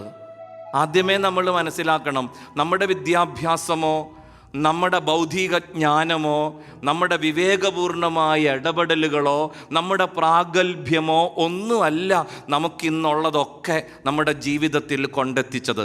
അത് സമസ്തവും കർത്താവിൻ്റെ കാരുണ്യമാണ്. എല്ലാം ദാനമായിരിക്കെ ദാനമല്ല എന്ന മട്ടിൽ നീ എന്തിനഹങ്കരിക്കുന്നു? ദാനമായി ലഭിക്കാത്തതായി നിനക്കെന്തുണ്ട്? ഈ ചിന്താഗതി മനസ്സിലുള്ളവർ പ്രിയപ്പെട്ടവരുടെ പോരായ്മകളിൽ അസ്വസ്ഥരാവില്ല. അവരുടെ വിവരക്കുറവ്, വിദ്യാഭ്യാസക്കുറവ്, എടുത്തുചാട്ടം അതിലൊന്നും വല്ലാണ്ട് കോപിക്കില്ല, നഷ്ടധൈര്യരാകില്ല. വളരെ എളിമയോടെ സ്നേഹത്തോടെ എല്ലാവരെയും ചേർത്ത് പിടിക്കുന്ന ഹൃദയത്തിൻ്റെ ഒരു വിശാല ഭാവം അവരിലുണ്ടാവും. അതുകൊണ്ട് ബന്ധങ്ങൾക്ക് നമ്മൾ വില കൽപ്പിക്കണം. പ്രിയപ്പെട്ടവരുടെ കൂടെ ആയിരിക്കാനുള്ള മനോഹരമായൊരു മനസ്സ് നമ്മുടെ മനസ്സിൽ നമ്മൾ രൂപപ്പെടുത്തണം. പ്രിയപ്പെട്ടവരുടെ കൂടെ ആയിരിക്കാനുള്ളൊരു മനസ്സ്. അതാണ് ദൈവം കുടുംബജീവിതം നയിക്കുന്നവരിൽ നിന്ന് ഏറ്റവും കൂടുതലായി ആഗ്രഹിക്കുന്നത്. ദൂരദേശത്തായിരുന്നാലും ഇപ്പം മാതാപിതാക്കളുമായി സംവദിക്കാൻ, നേരിട്ട് സംസാരിക്കാനുള്ള മാധ്യമങ്ങളുടെ കഴിവൊക്കെ നമുക്കറിയാം. നമ്മുടെ കയ്യിൽ എല്ലാ തരത്തിലുള്ള സംവിധാനങ്ങളുണ്ട്. പക്ഷെ വല്ലപ്പോഴെങ്കിലും മാതാപിതാക്കളെ ഒന്ന് വിളിക്കാൻ, അവരോടൊന്ന് സംസാരിക്കാൻ, മക്കളോട് സ്നേഹബുദ്ധിയ ഒന്ന് അടുത്തിടപഴകാൻ നാം സമയം കണ്ടെത്തുന്നുണ്ടോ എന്ന കാര്യം ചിന്തനീയമാണ്. സ്നേഹമുള്ളവരെ, കുടുംബജീവിതം ദൈവത്തിൻ്റെ വലിയ സമ്മാനം. ബന്ധങ്ങൾക്ക് വില കൽപ്പിക്കുന്ന, ജീവിതത്തിൻ്റെ ഏതവസ്ഥയിലും കൂടെ നിൽക്കുന്ന ഒരു കുടുംബം നമുക്കുണ്ടെന്ന് നമ്മൾ ഓർമ്മിക്കണം. നമ്മുടെ ജാഗ്രത കുറവ്, നമ്മുടെ അശ്രദ്ധ നമ്മുടെ പ്രിയപ്പെട്ടവരുടെ ജീവിതത്തിൽ വരുത്തി തീർക്കുന്ന വലിയ വേദനയുടെ ലോകങ്ങളെക്കുറിച്ച് നമ്മൾ ജാഗ്രതയുള്ളവരായിരിക്കണം. കർത്താവ് പോലും നിസ്സഹായനാണ് ഈ കാര്യത്തിൽ. തമ്പുരാൻ പോലും നിസ്സഹായനാണ്. നിന്നിലൂടെ നിൻ്റെ പ്രിയപ്പെട്ടവരിലേക്ക് പകരേണ്ട അവൻ്റെ സ്നേഹവും സന്തോഷവും സംരക്ഷണവും നിന്നിലൂടെ തന്നെ പ്രിയപ്പെട്ടവരിലേക്ക് പകർത്തപ്പെടണം. ഔസേപ്പിതാവ് മനോഹരമായി അത് നിറവേറ്റിയവനാണ്. ഔസേപ്പുണ്യാളൻ്റെ വർഷമാണല്ലോ ഇത്, ഔസേപ്പിതാവിൻ്റെ വർഷം. തിരുക്കുടുംബത്തിന് അയാൾ എങ്ങനെ കാവലാളായെന്ന് നമ്മൾ ധ്യാനിക്കണം. എന്ത് ത്യാഗത്തോടെയാണ് അയാൾ ഈ കുഞ്ഞിൻ്റെ കൈക്ക് പിടിച്ച് നടന്നത്. നിസ്സാര കാര്യങ്ങൾക്ക് ഡൈവോഴ്സ് എന്ന വാക്ക് പറയുന്ന ദമ്പതികൾ കൂടിക്കൂടി വരണൊരു കാലമാണ്. ഇഷ്ടം പോലെ വികാരിയച്ഛന്മാരുടെ മുമ്പിൽ എത്തിപ്പെടണുണ്ട്. കല്യാണം കെട്ടിക്കാനാണ് ഇപ്പം ജീവിതത്തിലെ ഏറ്റവും ഭയം. മറ്റേത് കൂതാശിയും ചാടിക്കേറിയേക്കും. കല്യാണം എന്ന് പറയുമ്പോൾ ഒന്ന് ആലോചിച്ചിട്ടാ പറയുള്ളൂ. വേറെ ഒന്നുമല്ല, ഗംഭീര കല്യാണങ്ങളാണല്ലോ. ഗംഭീര കല്യാണങ്ങൾ ഒരു 2 മാസം 3 മാസം കഴിയുമ്പോൾ ഏതെങ്കിലും ഒരെണ്ണം പള്ളിപ്പടിക്ക് പ്രത്യക്ഷപ്പെടും. എന്നോട് ചോദിക്കും, അച്ഛാ ഫ്രീ ആണാ? ഒരു 10 മിനിറ്റ് അച്ഛാ, ഒരു കാര്യം പറയാനാ. ഇത് കേൾക്കുമ്പോഴേ അടിവയറ്റിന്ന് ഒരു ആന്തലാണ്. ദൈവമേ, എന്ത് പ്രശ്നമായിട്ടാണാവോ വന്നേക്കണേ. എന്തൊരു പെട്ടെന്നാ ദാമ്പത്യത്തിൽ അസ്വസ്ഥതകൾ ആരംഭിക്കണത്, പ്രശ്നങ്ങൾ തുടങ്ങണത്. അതിൻ്റെ അടിസ്ഥാന കാരണമാണ് ഈ പറയണത്. വളരെ പെട്ടെന്ന് ഡൈവോഴ്സാ, വളരെ പെട്ടെന്ന്. വാക്കിൽ അറിയാതെ വളരെ സാധാരണമായി കടന്നു വരുന്ന ഒരു വാക്കായി അത് മാറിയിട്ടുണ്ട്. ഈ ഔസേപ്പുണ്യാളനെ കുറിച്ച് വല്ലപ്പോഴും എൻ്റെ ദമ്പതികളൊന്ന് ചിന്തിക്കണം കേട്ടോ. ഈ മനുഷ്യൻ എങ്ങനെ ഈ കൊച്ചനെ കൊണ്ടു നടന്നെന്ന്. നസ്രത്തിൻ്റെ ഊടുവഴിക്കോടെയും പെരുവഴിക്കോടെയും നടക്കുമ്പോൾ ഇയാളുടെ ചങ്ക് കടന്നുപോയ, ഹൃദയം കടന്നുപോയ ആകുലതകൾ എന്തൊക്കെയായിരിക്കാമെന്ന് ഒന്ന് ചിന്തിക്കുന്നത് നല്ലതാണ്. നിങ്ങൾക്കറിയാലോ, കല്യാണത്തിൻ്റെ ഉറപ്പീര് കഴിഞ്ഞ്, വിവാഹ നിശ്ചയം കഴിഞ്ഞ് അധികം വൈകാണ്ട് മറിയം യൂദയായിലെ മലമ്പ്രദേശത്തുള്ള പട്ടണത്തിലേക്ക് ഓടി എലിസബത്തിനെ നോക്കാൻ. 3-4 മാസം കഴിഞ്ഞിട്ടാണ് മറിയം വീണ്ടും നസ്രത്തിൽ പ്രത്യക്ഷപ്പെടുന്നത്. അപ്പോഴേക്കും അവൾക്കൊരു ഉണ്ണി വയറൊക്കെ ഉണ്ട്. പണിശാലയിൽ പണിക്ക് വരുന്ന പണിക്കാരും, വഴിയിൽ കണ്ടുമുട്ടുന്ന സ്നേഹിതരും നാട്ടുകാരും, അവൻ ഏറ്റെടുത്തിട്ടുള്ള വീടിൻ്റെ ഉടമസ്ഥരും ഒക്കെ ഈ ഔസേപ്പിനോട് ചോദിച്ചിട്ടുണ്ടാവും, എന്താ ഔസേപ്പ് ഈ കാണണത്? പെണ്ണ് പ്രഗ്നൻ്റ് ആണല്ല. ഇയാളെന്തു പറയും? നിങ്ങൾ ടെൻഷൻ പിടിക്കണ്ട, പരിശുദ്ധാത്മാവാണെന്ന് പറയൂ. പ്രസവിച്ച് കഴിഞ്ഞ് ഈ കൊച്ചൻ്റെയും കൈക്ക് പിടിച്ച് നസ്രത്തിൻ്റെ ഊടുവഴിക്കോടെയും പെരുവഴിക്കോടെയും നടക്കുമ്പോൾ കണ്ടുമുട്ടിയവരൊക്കെ അയാളോട് ചോദിക്കും, ഔസേപ്പേ ദേദീ കൊച്ച് തൻ്റെ ഒരു കട്ടില്ലല്ലോ. എങ്ങനെ ഇയാളെ ഈ കൊച്ചിൻ്റെ കയ്യിൽ മുറുക്കി പിടിച്ചു എന്ന് ചിന്തിക്കുന്നത് നല്ലതാണ്. ദൈവം തന്നതാണെന്നുള്ള ഒരൊറ്റ ഉറപ്പാണ് ഈ മനുഷ്യൻ്റെ കൈകളെ ബലപ്പെടുത്തിയത്, ഇയാളുടെ കാലുകളെ സ്ഥിരപ്പെടുത്തിയത്. ഒരു വഴിക്കും അയാൾ ഓടി ഒളിച്ചില്ല, അയാൾ ടെൻഷൻ പിടിച്ച് സ്മോളടിക്കാൻ പോയില്ല, അയാൾ ആരെയും നഷ്ടപ്പെടാൻ ഹൃദയത്തെ സമ്മതിച്ചില്ല. പുണ്യാളൻ്റെ വർഷം അത്. കുടുംബജീവിതത്തിൽ അസ്വസ്ഥതകൾ അനുഭവിക്കുന്നവർ പുണ്യാളനോട് ചോദിക്കണം, പുണ്യാള നീ എങ്ങനെയാ ഇതിനെയൊക്കെ അതിജീവിച്ചത്? ആ പാവം പറഞ്ഞു തരും. പുണ്യാളൻ കുടുംബജീവിതക്കാരുടെ മാതൃകയല്ലേ പ്രിയപ്പെട്ടവരെ? സ്വന്തം കുടുംബത്തിന് വേണ്ടി മാത്രമല്ല, എല്ലാ കുടുംബങ്ങൾക്കും വേണ്ടി ഔസേപ്പ് നിലവിളിച്ചെന്നാ പറയണേ. ഞാൻ പലയിടത്തും പറഞ്ഞിട്ടുള്ളൊരു കാര്യമാണ്, ഈജിപ്തിലേക്കുള്ള വഴിയിൽ പലവട്ടം ഔസേപ്പ് കരഞ്ഞത് മറിയം കണ്ടു എന്നാ പറയണേ. അങ്ങനെ ഒരു കഥ അച്ഛൻ കേട്ടിട്ടുണ്ട്. മറിയം കണ്ടു, ഔസേപ്പ് എല്ലാ ദിവസവും വൈകുന്നേരം ആകുമ്പോൾ ഇരുന്ന് കരയും, എല്ലാ ദിവസവും. മറിയം ചോദിച്ചു, എന്തിനാ കരയണത് ഔസേപ്പേ? നമുക്കൊന്നും പറ്റിയില്ലല്ലോ, പട്ടാളക്കാരുടെ കയ്യിൽ നിന്ന് വിദഗ്ധമായിട്ട് രക്ഷപ്പെട്ടല്ല. ഔസേപ്പ് ഒരു പ്രാവശ്യം മറിയത്തോട് പറഞ്ഞ്, വേറെ ഒന്നുമല്ല മറിയം, നമ്മൾ രക്ഷപ്പെട്ട് പിന്നെന്താ കുഴപ്പം? മാലാഖ പറഞ്ഞത് നിനക്ക് ഓർമ്മയുണ്ടോ? എന്ത്? 2 വയസ്സിന് താഴെയുള്ള എല്ലാ കൊച്ചങ്ങളെയും കൊല്ലും, 2 വയസ്സിന് താഴെയുള്ള എല്ലാ കുഞ്ഞുങ്ങളെയും ഹെറോദസിന്റെ പട്ടാളം കൊല്ലും. ഓർക്കുമ്പോൾ സഹിക്കാൻ പറ്റണില്ല മറിയം. എന്ത് ഓർക്കുമ്പോ? നമ്മുടെ കൊച്ചിനെ എടുത്തോണ്ട് ഓടിയില്ല. ആ ഓടിയ ഓട്ടത്തിലിടയിൽ അടുത്ത വീട്ടിലും കൂടി ഒന്ന് പറഞ്ഞിട്ട് പോരായിരുന്നു, ഒരു കൊച്ചും കൂടി രക്ഷപ്പെട്ടനെ. അടുത്ത വീട്ടിലും കൂടി ഒന്ന് പറഞ്ഞിട്ട് പോരായിരുന്നു എൻ്റെ മറിയം, ഒരു കുഞ്ഞും കൂടി രക്ഷപ്പെട്ടനെ. ഇതാണ് കുടുംബജീവിതക്കാരോട് പുണ്യാളം പറയണത്. മരണം വരെ ഔസേപ്പ് നിലവിളിച്ചെന്നാ പറയണം, മരണം വരെ രക്ഷിക്കാൻ പറ്റാതെ പോയ കൊച്ചിനെ ഓർത്ത്. നമ്മുടെ വീട് മാത്രം രക്ഷപ്പെട്ടാൽ പോരട്ടാ. അങ്ങനെ പറയാറുണ്ട്. ഈ ലോകത്തുള്ള എല്ലാ അപ്പന്മാർക്കും ഒരേ മുഖമാണ്, എല്ലാ അമ്മമാർക്കും ഒരേ മുഖമാണ്. നമ്മുടെ മക്കൾ മാത്രം രക്ഷപ്പെട്ടാൽ പോരാ, നമ്മുടെ കുടുംബം മാത്രം സമാധാനത്തിലായാൽ പോരാ, നമ്മുടെ പ്രിയപ്പെട്ടവർക്ക് മാത്രം നന്മ കൈവന്നാൽ പോരാ. എല്ലാവരും രക്ഷപ്പെടണം, എല്ലാവരും സ്വർഗത്തിൽ പോകണം, എല്ലാ കുടുംബങ്ങളും സമാധാനത്തിൻ്റെ, സന്തോഷത്തിൻ്റെ, പ്രാർത്ഥനയുടെ തിരുക്കുടുംബമാവണം. ഈ സ്വപ്നം നെഞ്ചേറ്റുന്ന മക്കളാണ് ഈ ധ്യാനം സംഘടിപ്പിക്കുന്നത്, അസീസി പ്രാർത്ഥന കൂട്ടായ്മ. ഈ സ്വപ്നമാണ് അവരുടെ സ്വപ്നം. എല്ലാ കുടുംബങ്ങളും സന്തോഷത്തിൻ്റെ കുടുംബങ്ങൾ, എല്ലാ കുടുംബങ്ങളും സന്തോഷത്തിൻ്റെ ഭവനങ്ങൾ, എല്ലാ കുടുംബങ്ങളും പ്രാർത്ഥനയുടെ, ദൈവ സാന്നിധ്യത്തിൻ്റെ നിറവാർന്ന ഇടങ്ങൾ. നമ്മുടെ കുടുംബം മാത്രമല്ല, എല്ലാ കുടുംബങ്ങളും. കർത്താവിനോട് നമുക്ക് പ്രാർത്ഥിക്കാം. തുടർന്ന് വരുന്ന ആരാധനയുടെ സമയത്ത് ഈ ദിവസങ്ങളിലെല്ലാം കേട്ട വചനത്തിൻ്റെ വെളിച്ചത്തിൽ നമുക്ക് പ്രാർത്ഥിക്കാൻ പറ്റണം. കർത്താവ് മനോഹരമായിട്ട് ഇടപെടും. ഒരു സാക്ഷ്യത്തിൻ്റെ സമയമാണ്. കുടുംബവുമായി ബന്ധപ്പെട്ട, വ്യക്തിജീവിതവുമായി ബന്ധപ്പെട്ട ആ സാക്ഷ്യം കേട്ടിട്ട് നമുക്ക് ആരാധനയിലേക്ക് പ്രവേശിക്കാം. കർത്താവിൻ്റെ സന്നിധിയിൽ കുടുംബത്തെ പ്രതി, അവർണ്ണനീയമായ ഈ ദാനത്തെ പ്രതി തമ്പുരാന് നമുക്ക് സ്തോത്രം പറയാം. ആമേൻ.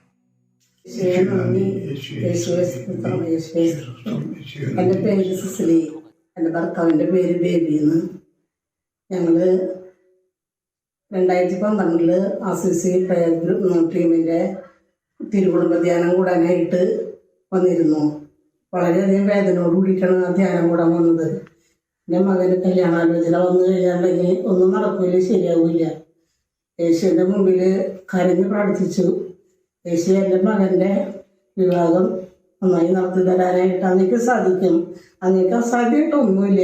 ആ ഒരു വിശ്വാസം ഞങ്ങൾക്കുണ്ടായിരുന്നു.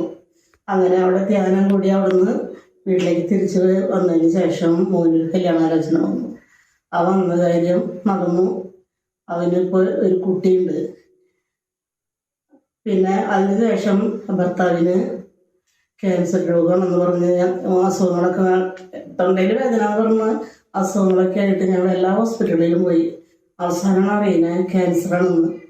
അങ്ങനെ ആ ക്യാൻസറിന് 33 റേഡിയേഷനും 6 കീമോ കഴിഞ്ഞ് വിഷമത്തോട് കൂടിയിട്ട് ഞങ്ങൾ വന്നിട്ട് ധ്യാനം കൂടാനായിട്ട് പോയി. അസിസി തിരുകുടുംബത്തിൻ്റെ പ്രയർ ടീമിലേക്ക് ചെല്ലാൻ പറഞ്ഞ് ധ്യാനത്തിന് പോയി. ധ്യാനം കൂടി കഴിഞ്ഞപ്പോൾ ആ ധ്യാനം കൂടി അവസാനിക്കണ ദിവസം അവിടെ നിന്ന് വിളിച്ച് പറഞ്ഞു, ക്യാൻസർ ആയിട്ടുള്ള ഒരു മകനെ കർത്താവ് തൊട്ട് സുഖപ്പെടുത്തുന്നതായിട്ട് കാണുന്നുണ്ട് ഇവിടെ. ആ മകനെ എഴുന്നേറ്റ് നിൽക്കാൻ പറഞ്ഞു. ആളെല്ലാം വിചാരിച്ചിട്ട് അവിടെ ഇരുന്നു. കുറച്ച് കഴിഞ്ഞപ്പോൾ ആരെയും കാണണ്ട. ഇപ്പം ആളെ ഏറ്റു നിന്നു. ഇപ്പം ആ ആൾക്ക് തന്നെയാണെന്ന് ഞങ്ങൾക്ക് വിശ്വാസമായി. എല്ലാ രോഗവും മാറി.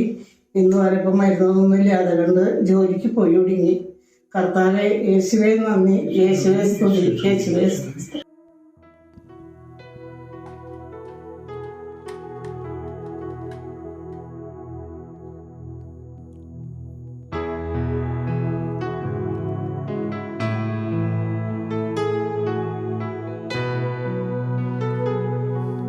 പരിശുദ്ധ പരമദിവ്യകാരുണ്യത്തിന് നേരവും ആരാധനയും സ്തുതിയും പുകഴ്ചയും ഉണ്ടായിരിക്കട്ടെ. പരിശുദ്ധ പരമദിവ്യകാരുണ്യത്തിന് നേരവും ആരാധനയും സ്തുതിയും പുകഴ്ചയും ഉണ്ടായിരിക്കട്ടെ. പരിശുദ്ധ പരമദിവ്യകാരുണ്യത്തിന് നേരവും ആരാധനയും സ്തുതിയും പുകഴ്ചയും ഉണ്ടായിരിക്കട്ടെ. കർത്താവിൻ്റെ സന്നിധിയിൽ മുട്ടുമടക്കാം നമുക്ക്. സർവശക്തനായ എൻ്റെ തമ്പുരാൻ, L Shaddai, the one who is more than enough, എന്തിനും മതിയായവനായ എൻ്റെ കർത്താവ് ഇതാ എൻ്റെ മുമ്പിൽ എന്നോട് ചേർന്നിരിക്കാൻ, ഒരിക്കലും എന്നെ വിട്ടുപിരിയാതെ എൻ്റെ കൂടെ നടക്കാൻ അപ്പമായവൻ യേശുവേ, മാറാനാഥ കർത്താവേ, കമ്മോ ലോർഡ്, കർത്താവേ നീ വേഗം വരണമേ യേശുവേ. സ്നേഹമുള്ളവരെ, വെളിപാടുകാരൻ യോഹന്നാൻ തൻ്റെ വെളിപാട് അവസാനിക്കുന്നത് ഈ വാക്കോടുകൂടെയാണ്, മാറാനാഥ, കർത്താവായ യേശുവേ വരണമേ, നീ വേഗം വരണമേ. എളിമയോടെ കരങ്ങൾ കർത്താവിൻ്റെ നേരെ യാചനാരൂപത്തിൽ പിടിച്ച് അറിയാവുന്ന പാട്ട് എളിമയോടെ പാടി കർത്താവിനെ നമ്മുടെ ജീവിതത്തിലേക്ക്, നമ്മുടെ കുടുംബത്തിലേക്ക്, അരികത്തും അകലത്തുമായിരിക്കുന്ന എല്ലാ പ്രിയപ്പെട്ടവരിലേക്കും സമസ്ത ലോകത്തിലേക്കും ക്ഷണിച്ച് നമുക്ക് പ്രാർത്ഥിക്കാം. യേശുനാഥ, ഈശോയേ, സ്നേഹനാഥ, എൻ്റെ കർത്താവേ, എൻ ഹൃദയം തേടിയിടും സ്നേഹമേ നീ. ഈശോയേ, യേശുനാഥ, അധരം തുറന്ന് കർത്താവിനെ കണ്ട് എളിമയോടെ പാടി പ്രാർത്ഥിക്കും. യേശുനാഥ, ഈശോയേ, സ്നേഹനാഥ, ജീസസ്, എൻ ഹൃദയം തേടിയിടും സ്നേഹമേ നീ.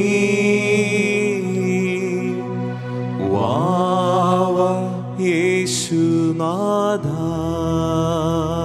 എല്ലാ മാലാഖമാരോടും കൂടെ സകല മോക്ഷവാസികളോടും കൂടെ നമ്മുടെ പേരിന് കാരണക്കാരായ വിശുദ്ധരോടുകൂടെ നമ്മളേറെ സ്നേഹിക്കുന്ന നമ്മുടെ പ്രിയപ്പെട്ട പുണ്യവാന്മാരോടും പുണ്യവതികളോടും കൂടെ ഇന്ന് തിരുനാൾ ആഘോഷിക്കുന്ന വിശുദ്ധ ബർത്തലോമിയ സ്ലീഹായോടുകൂടെ നമ്മുടെ കുടുംബത്തിൻ്റെ, ഭവനത്തിൻ്റെ, ഇടവകയുടെ പ്രത്യേക മധ്യസ്ഥരായ വിശുദ്ധരോടുകൂടെ കരങ്ങൾ ഉയർത്തി കർത്താവിനെ സ്തുതിക്കാൻ നമുക്ക്.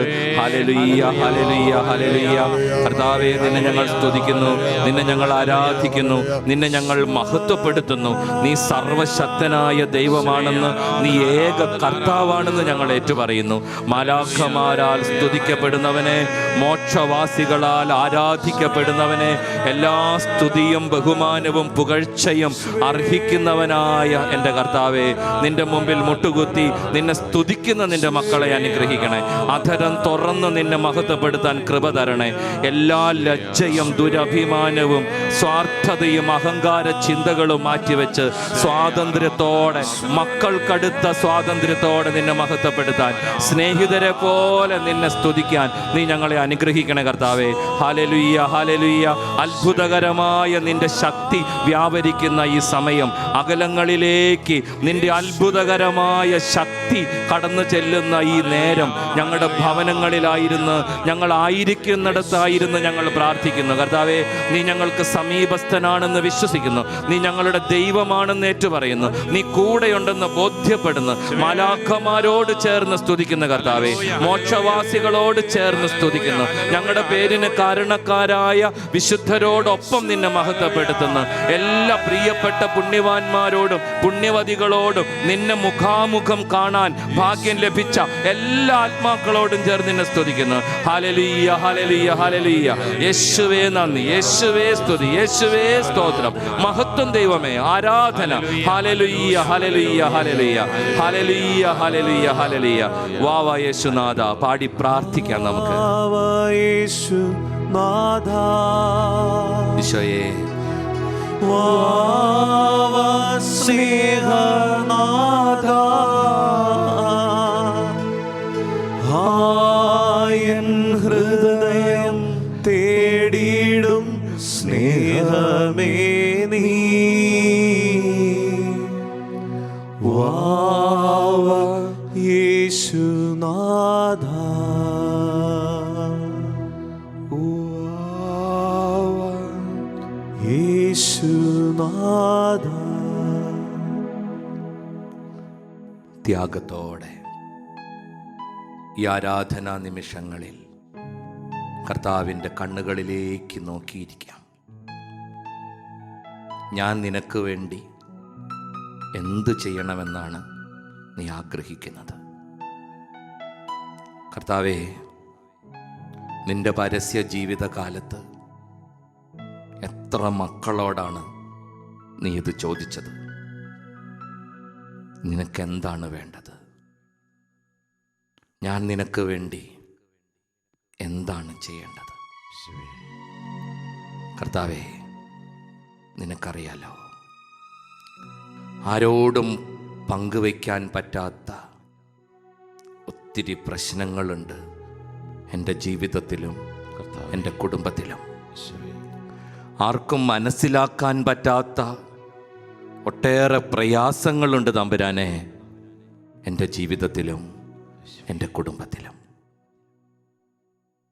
എൻ്റെ പ്രശ്നങ്ങളെ പ്രതി എന്നെ കുറ്റപ്പെടുത്തുന്നവരുണ്ട്. എൻ്റെ അഹങ്കാരത്തെ, ദുരഭിമാനത്തെ, അവിവേകം നിറഞ്ഞ പെരുമാറ്റ രീതികളെ, എടുത്തു ചാടുന്ന എൻ്റെ സ്വഭാവത്തെ, എൻ്റെ കോപത്തെ, എൻ്റെ ആത്മീയത ഇല്ലായ്മയെ, അങ്ങനെ എൻ്റെ ജീവിതത്തിൻ്റെ ബലഹീനതകളെയെല്ലാം, എൻ്റെ വേദനകളിൽ എടുത്തു പറയുന്ന ഒത്തിരി പേരുണ്ട്. പക്ഷെ നിനക്കറിയാം, എൻ്റെ കുടുംബത്തെ നീ എനിക്ക് തന്നത്, എൻ്റെ പ്രിയപ്പെട്ടവരെ നീ എനിക്ക് മാത്രമായി സമ്മാനിച്ചത് എന്തുകൊണ്ടാണെന്ന് ഞാൻ പലപ്പോഴും ചിന്തിച്ചിട്ടുണ്ട്. എൻ്റെ പ്രിയപ്പെട്ടവരെ നീ എനിക്ക് നൽകുന്നതിന് മുമ്പും ഞാൻ എന്തായിരുന്നെന്ന്, ആരായിരുന്നെന്ന് നിനക്കറിയാം. ബലഹീനതകളുടെ കൂടാരമായിരുന്നു. ഒട്ടേറെ പോരായ്മകളുണ്ടായിരുന്നു. നിന്റെ മുമ്പിൽ നിൽക്കാൻ, ഒരു കുടുംബത്തിൻ്റെ ഉത്തരവാദിത്വം ഏറ്റെടുക്കാൻ ഒരർഹതയും ഒരു യോഗ്യതയും എനിക്കില്ലായിരുന്നു. എന്നിട്ടും പൗലോസ് അപ്പസ്തോലൻ പറയുന്നത് പോലെ നീ എന്നെ വിശ്വസ്തനായി കണക്കാക്കി. എൻ്റെ ബലഹീനതകൾ നീ കാര്യമാക്കിയില്ല, എൻ്റെ പോരായ്മകൾ നീ പരിഗണിച്ചില്ല, എൻ്റെ കഴിവുകേടുകൾ നീ ഗൗനിച്ചില്ല. തങ്കപ്പെട്ടൊരു കുടുംബത്തെ, നന്മകളുള്ള ജീവിത പങ്കാളിയെ, മക്കളെ, മാതാപിതാക്കളെ, പ്രിയപ്പെട്ടവരെ നീ എനിക്ക് തന്നു. തമ്പുരാനെ, എൻ്റെ അവിവേകം കൊണ്ട്, എൻ്റെ അശ്രദ്ധ കൊണ്ട്, എൻ്റെ അഹങ്കാരം കൊണ്ട് ഞാനും എൻ്റെ പ്രിയപ്പെട്ടവരും കടന്നു പോകുന്ന എൻ്റെ ജീവിതത്തിൻ്റെ ഞെരുക്കങ്ങളിലേക്ക് നീ കടന്നു വരണേ. നിനക്ക് മാത്രമേ എന്നെ മനസ്സിലാക്കാനാവൂ. നിനക്ക് മാത്രമേ എന്നെ സഹായിക്കാൻ പറ്റൂ.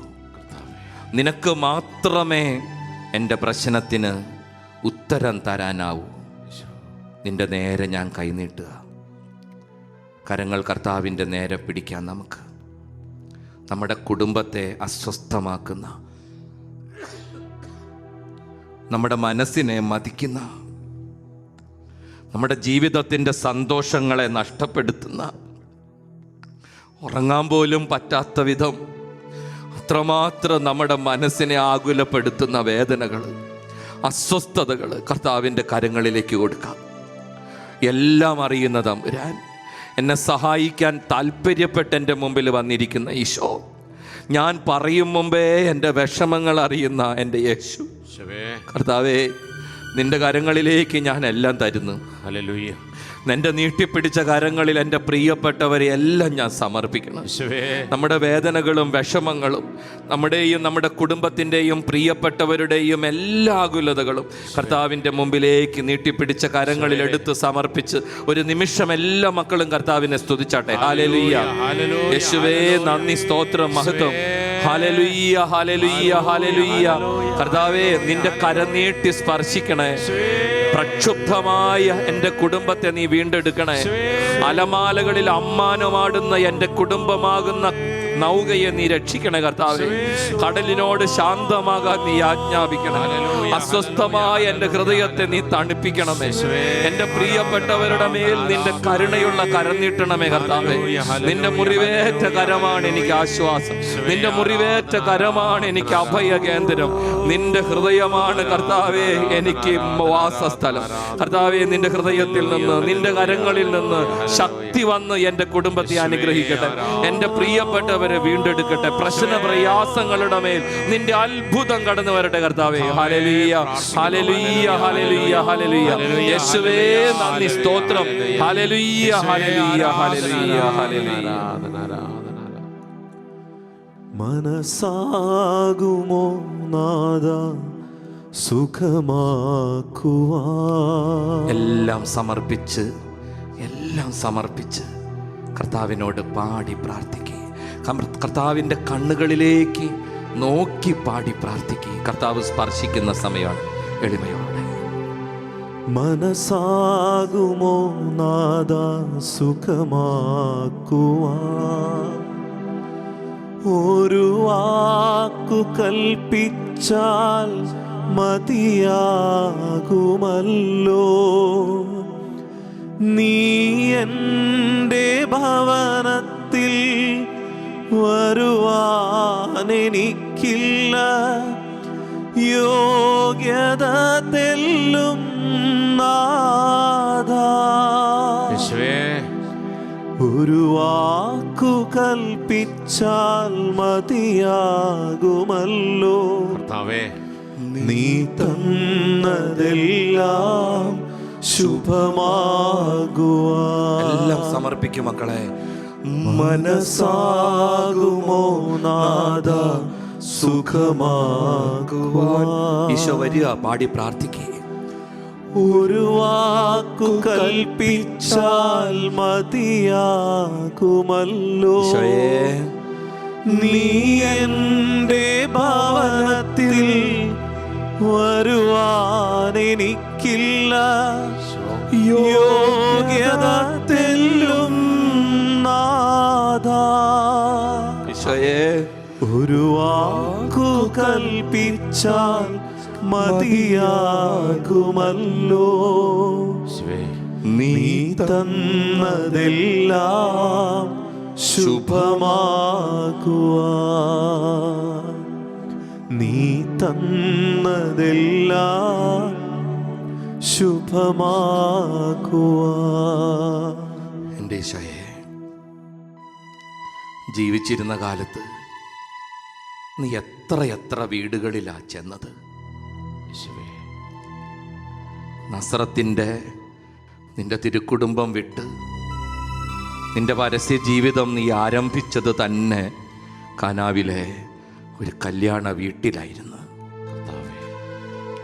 അവിടുന്ന് അങ്ങോട്ട് എത്ര ഭവനങ്ങളിലാ നീ അത്ഭുതം പ്രവർത്തിച്ചത്. ഈശോയെ, എത്ര കുടുംബങ്ങളെയാ നീ ആശ്വസിപ്പിച്ചത്. എത്ര ഭവനങ്ങളെയാ നിന്റെ വചനം കൊണ്ട് നീ അഭിഷേകം ചെയ്തത്. എത്ര മക്കളെയാ കുടുംബത്തിൽ നീ സുഖപ്പെടുത്തിയത്. മത്തായിയുടെ വീട്ടിൽ നീ പോയി, സക്കേവൂസിൻ്റെ വീട്ടിൽ നീ പോയി, ലാസറിൻ്റെ വീട്ടിൽ നീ പോയി, കുഷ്ഠരോഗിയായിരുന്ന ശമയോൻ്റെ വീട്ടിൽ നീ പോയി, പത്രോസിൻ്റെ ഭാര്യാഭവനത്തിൽ നീ പോയി.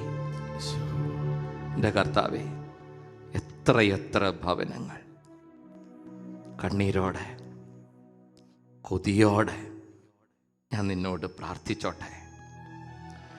നീ എൻ്റെ വീട്ടിലൊന്ന് വരുമോ? നീ എൻ്റെ വീട്ടിലൊന്ന് വരുമോ കർത്താവേ? ഒരത്ഭുതം ചെയ്യാൻ, ഒരു വചനം പറയാൻ, ഒരു ഭക്ഷണം കഴിക്കാൻ, ഒന്ന് കിടന്നുറങ്ങാൻ.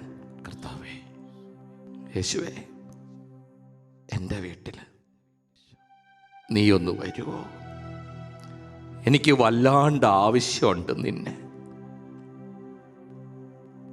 എനിക്ക് വല്ലാണ്ട് നിന്നെ ആവശ്യമുള്ള ഒരു സമയമാണ്. ആത്മാർത്ഥമായിട്ട് ഞാൻ പ്രാർത്ഥിക്കുക, എൻ്റെ വീട്ടിലേക്ക് എല്ലാവർക്കും ആശ്വാസം കൊടുക്കണം നീ, എല്ലാവരെയും ബലപ്പെടുത്തണം നീ. എൻ്റെ വീട്ടിലും ഒന്ന് വരുമോ?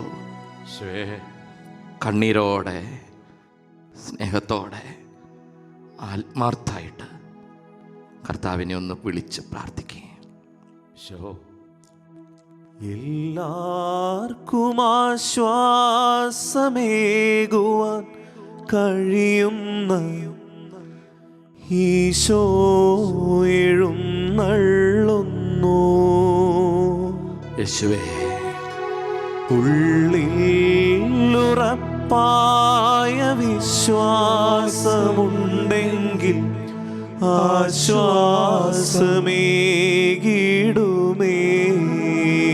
ഈശോയേ, ഈശോ വരേണമേ ഉള്ളിൽ, ഇന്ന് ഈശോ വരേണമെൻ വീട്ടിൽ. എല്ലാ മക്കളും പാടും. ഈശോ വരേണമെൻ വീട്ടിൽ, ഇന്ന് ഈശോ വരേണമെൻ വീട്ടിൽ. ദാഹത്തോടെ പാടി പ്രാർത്ഥിക്കും. ഈശോ വരേണമെൻ വീട്ടിൽ, ഇന്ന് ഈശോ വരേണമെൻ വീട്ടിൽ.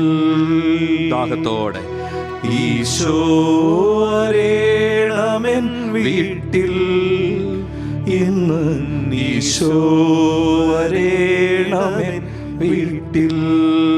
എളിമയോടെ ഈശോ വരേണമെൻ വീട്ടിൽ, ഇന്ന് ഈശോ വരേണമെൻ വീട്ടിൽ. ഈശോ വരേണമെൻ വീട്ടിൽ, ഈശോ വരേണമെൻ വീട്ടിൽ. കരങ്ങൾ യാചനാരൂപത്തിൽ പിടിച്ച് കർത്താവിൻ്റെ ആശീർവാദത്തിൻ്റെ ഈ സമയം എളിമയോടെ പ്രാർത്ഥിക്കാം നമുക്ക്. അസീസിയിലെ വിശുദ്ധ ഫ്രാൻസിസ് ഈ പ്രാർത്ഥനാ കൂട്ടായ്മയുടെ മധ്യസ്ഥനാണ്.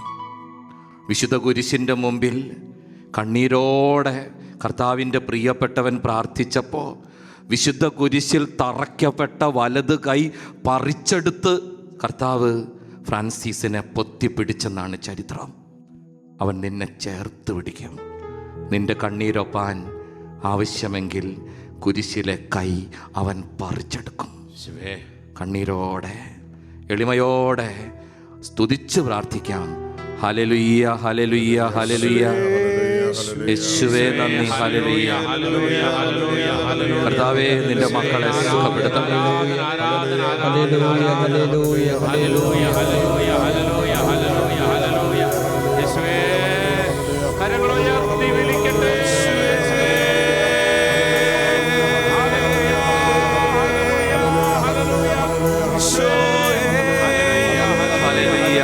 എളിമയോടെ നിന്റെ മക്കള് പ്രാർത്ഥിക്കുന്ന കർത്താവേ, ചുങ്കക്കാരനെ പോലെ പ്രാർത്ഥിക്കുന്നു.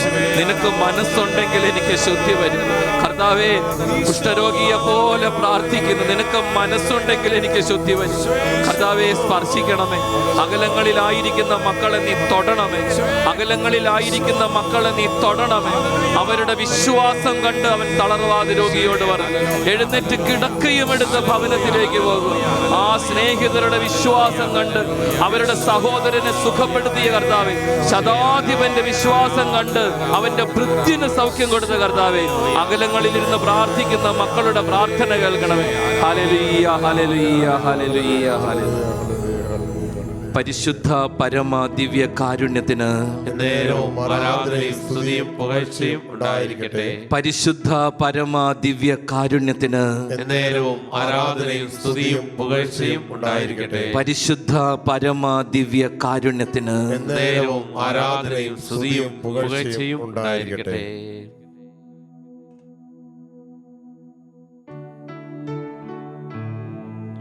സ്നേഹമുള്ളവരെ, തിരുക്കുടുംബ ധ്യാനം ഇവിടെ സമാപനമായിരിക്കുകയാണ്. ഇന്നേ ദിവസത്തെ വചനപ്രഘോഷണത്തിനും ആരാധനയ്ക്കുമായിട്ട് കടന്നു വന്നത് നമുക്ക് ഏറ്റവും പ്രിയപ്പെട്ട ജേക്കബ് പഞ്ഞളിച്ചനാണ്. ഫോർട്ട് കൊച്ചിയിൽ നിന്ന് നേരത്തെ തന്നെ ത്യാഗം സഹിച്ച് ഈ ആലയത്തിലേക്ക് കടന്നു വന്ന് നമുക്കായി വചനം പങ്കുവെച്ചു, ആരാധന നടത്തി. ഒത്തിരി സ്നേഹത്തോടുകൂടെ നന്ദി പറയുകയാണ്.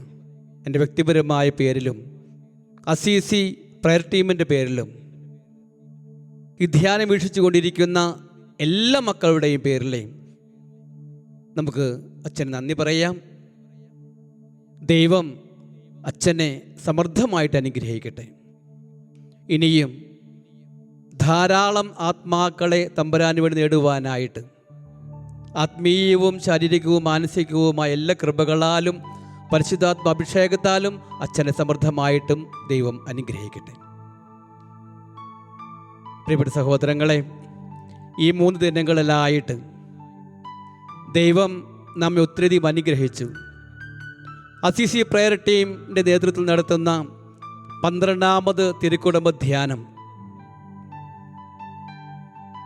ഈ ധ്യാനത്തിൽ നിന്ന് ചൈതന്യം ഉൾക്കൊണ്ടുകൊണ്ട് നമ്മുടെ കുടുംബങ്ങളൊക്കെ തിരുക്കുടുംബങ്ങളായിട്ട് മാറുവാനായിട്ട് നല്ല ദൈവം അനുഗ്രഹിക്കട്ടെ. ബുദ്ധിമുട്ടുകളും പ്രശ്നങ്ങളും വേദനകളൊക്കെ നമ്മുടെ കുടുംബങ്ങളിലുണ്ട്. പരസ്പരം ക്ഷമിക്കാൻ, പരസ്പരം പൊറുക്കാൻ, തമ്പുരാനിൽ പൂർണ്ണമായിട്ടും ആശ്രയം കണ്ടെത്തുവാൻ, അങ്ങനെ നമ്മുടെ കുടുംബങ്ങളിലെ ധാരാളം ദൈവാനുഗ്രഹം കടന്നു വരാനായിട്ട്, തിരുക്കുടുംബങ്ങളായിട്ട് മാറാൻ, ഈശോയ്ക്ക് സാക്ഷ്യം വഹിക്കുന്ന മക്കളായി മാറാൻ നല്ല ദൈവം നമ്മെ ഓരോരുത്തരെയും സമൃദ്ധമായിട്ടും അനുഗ്രഹിക്കട്ടെ. ആമേൻ.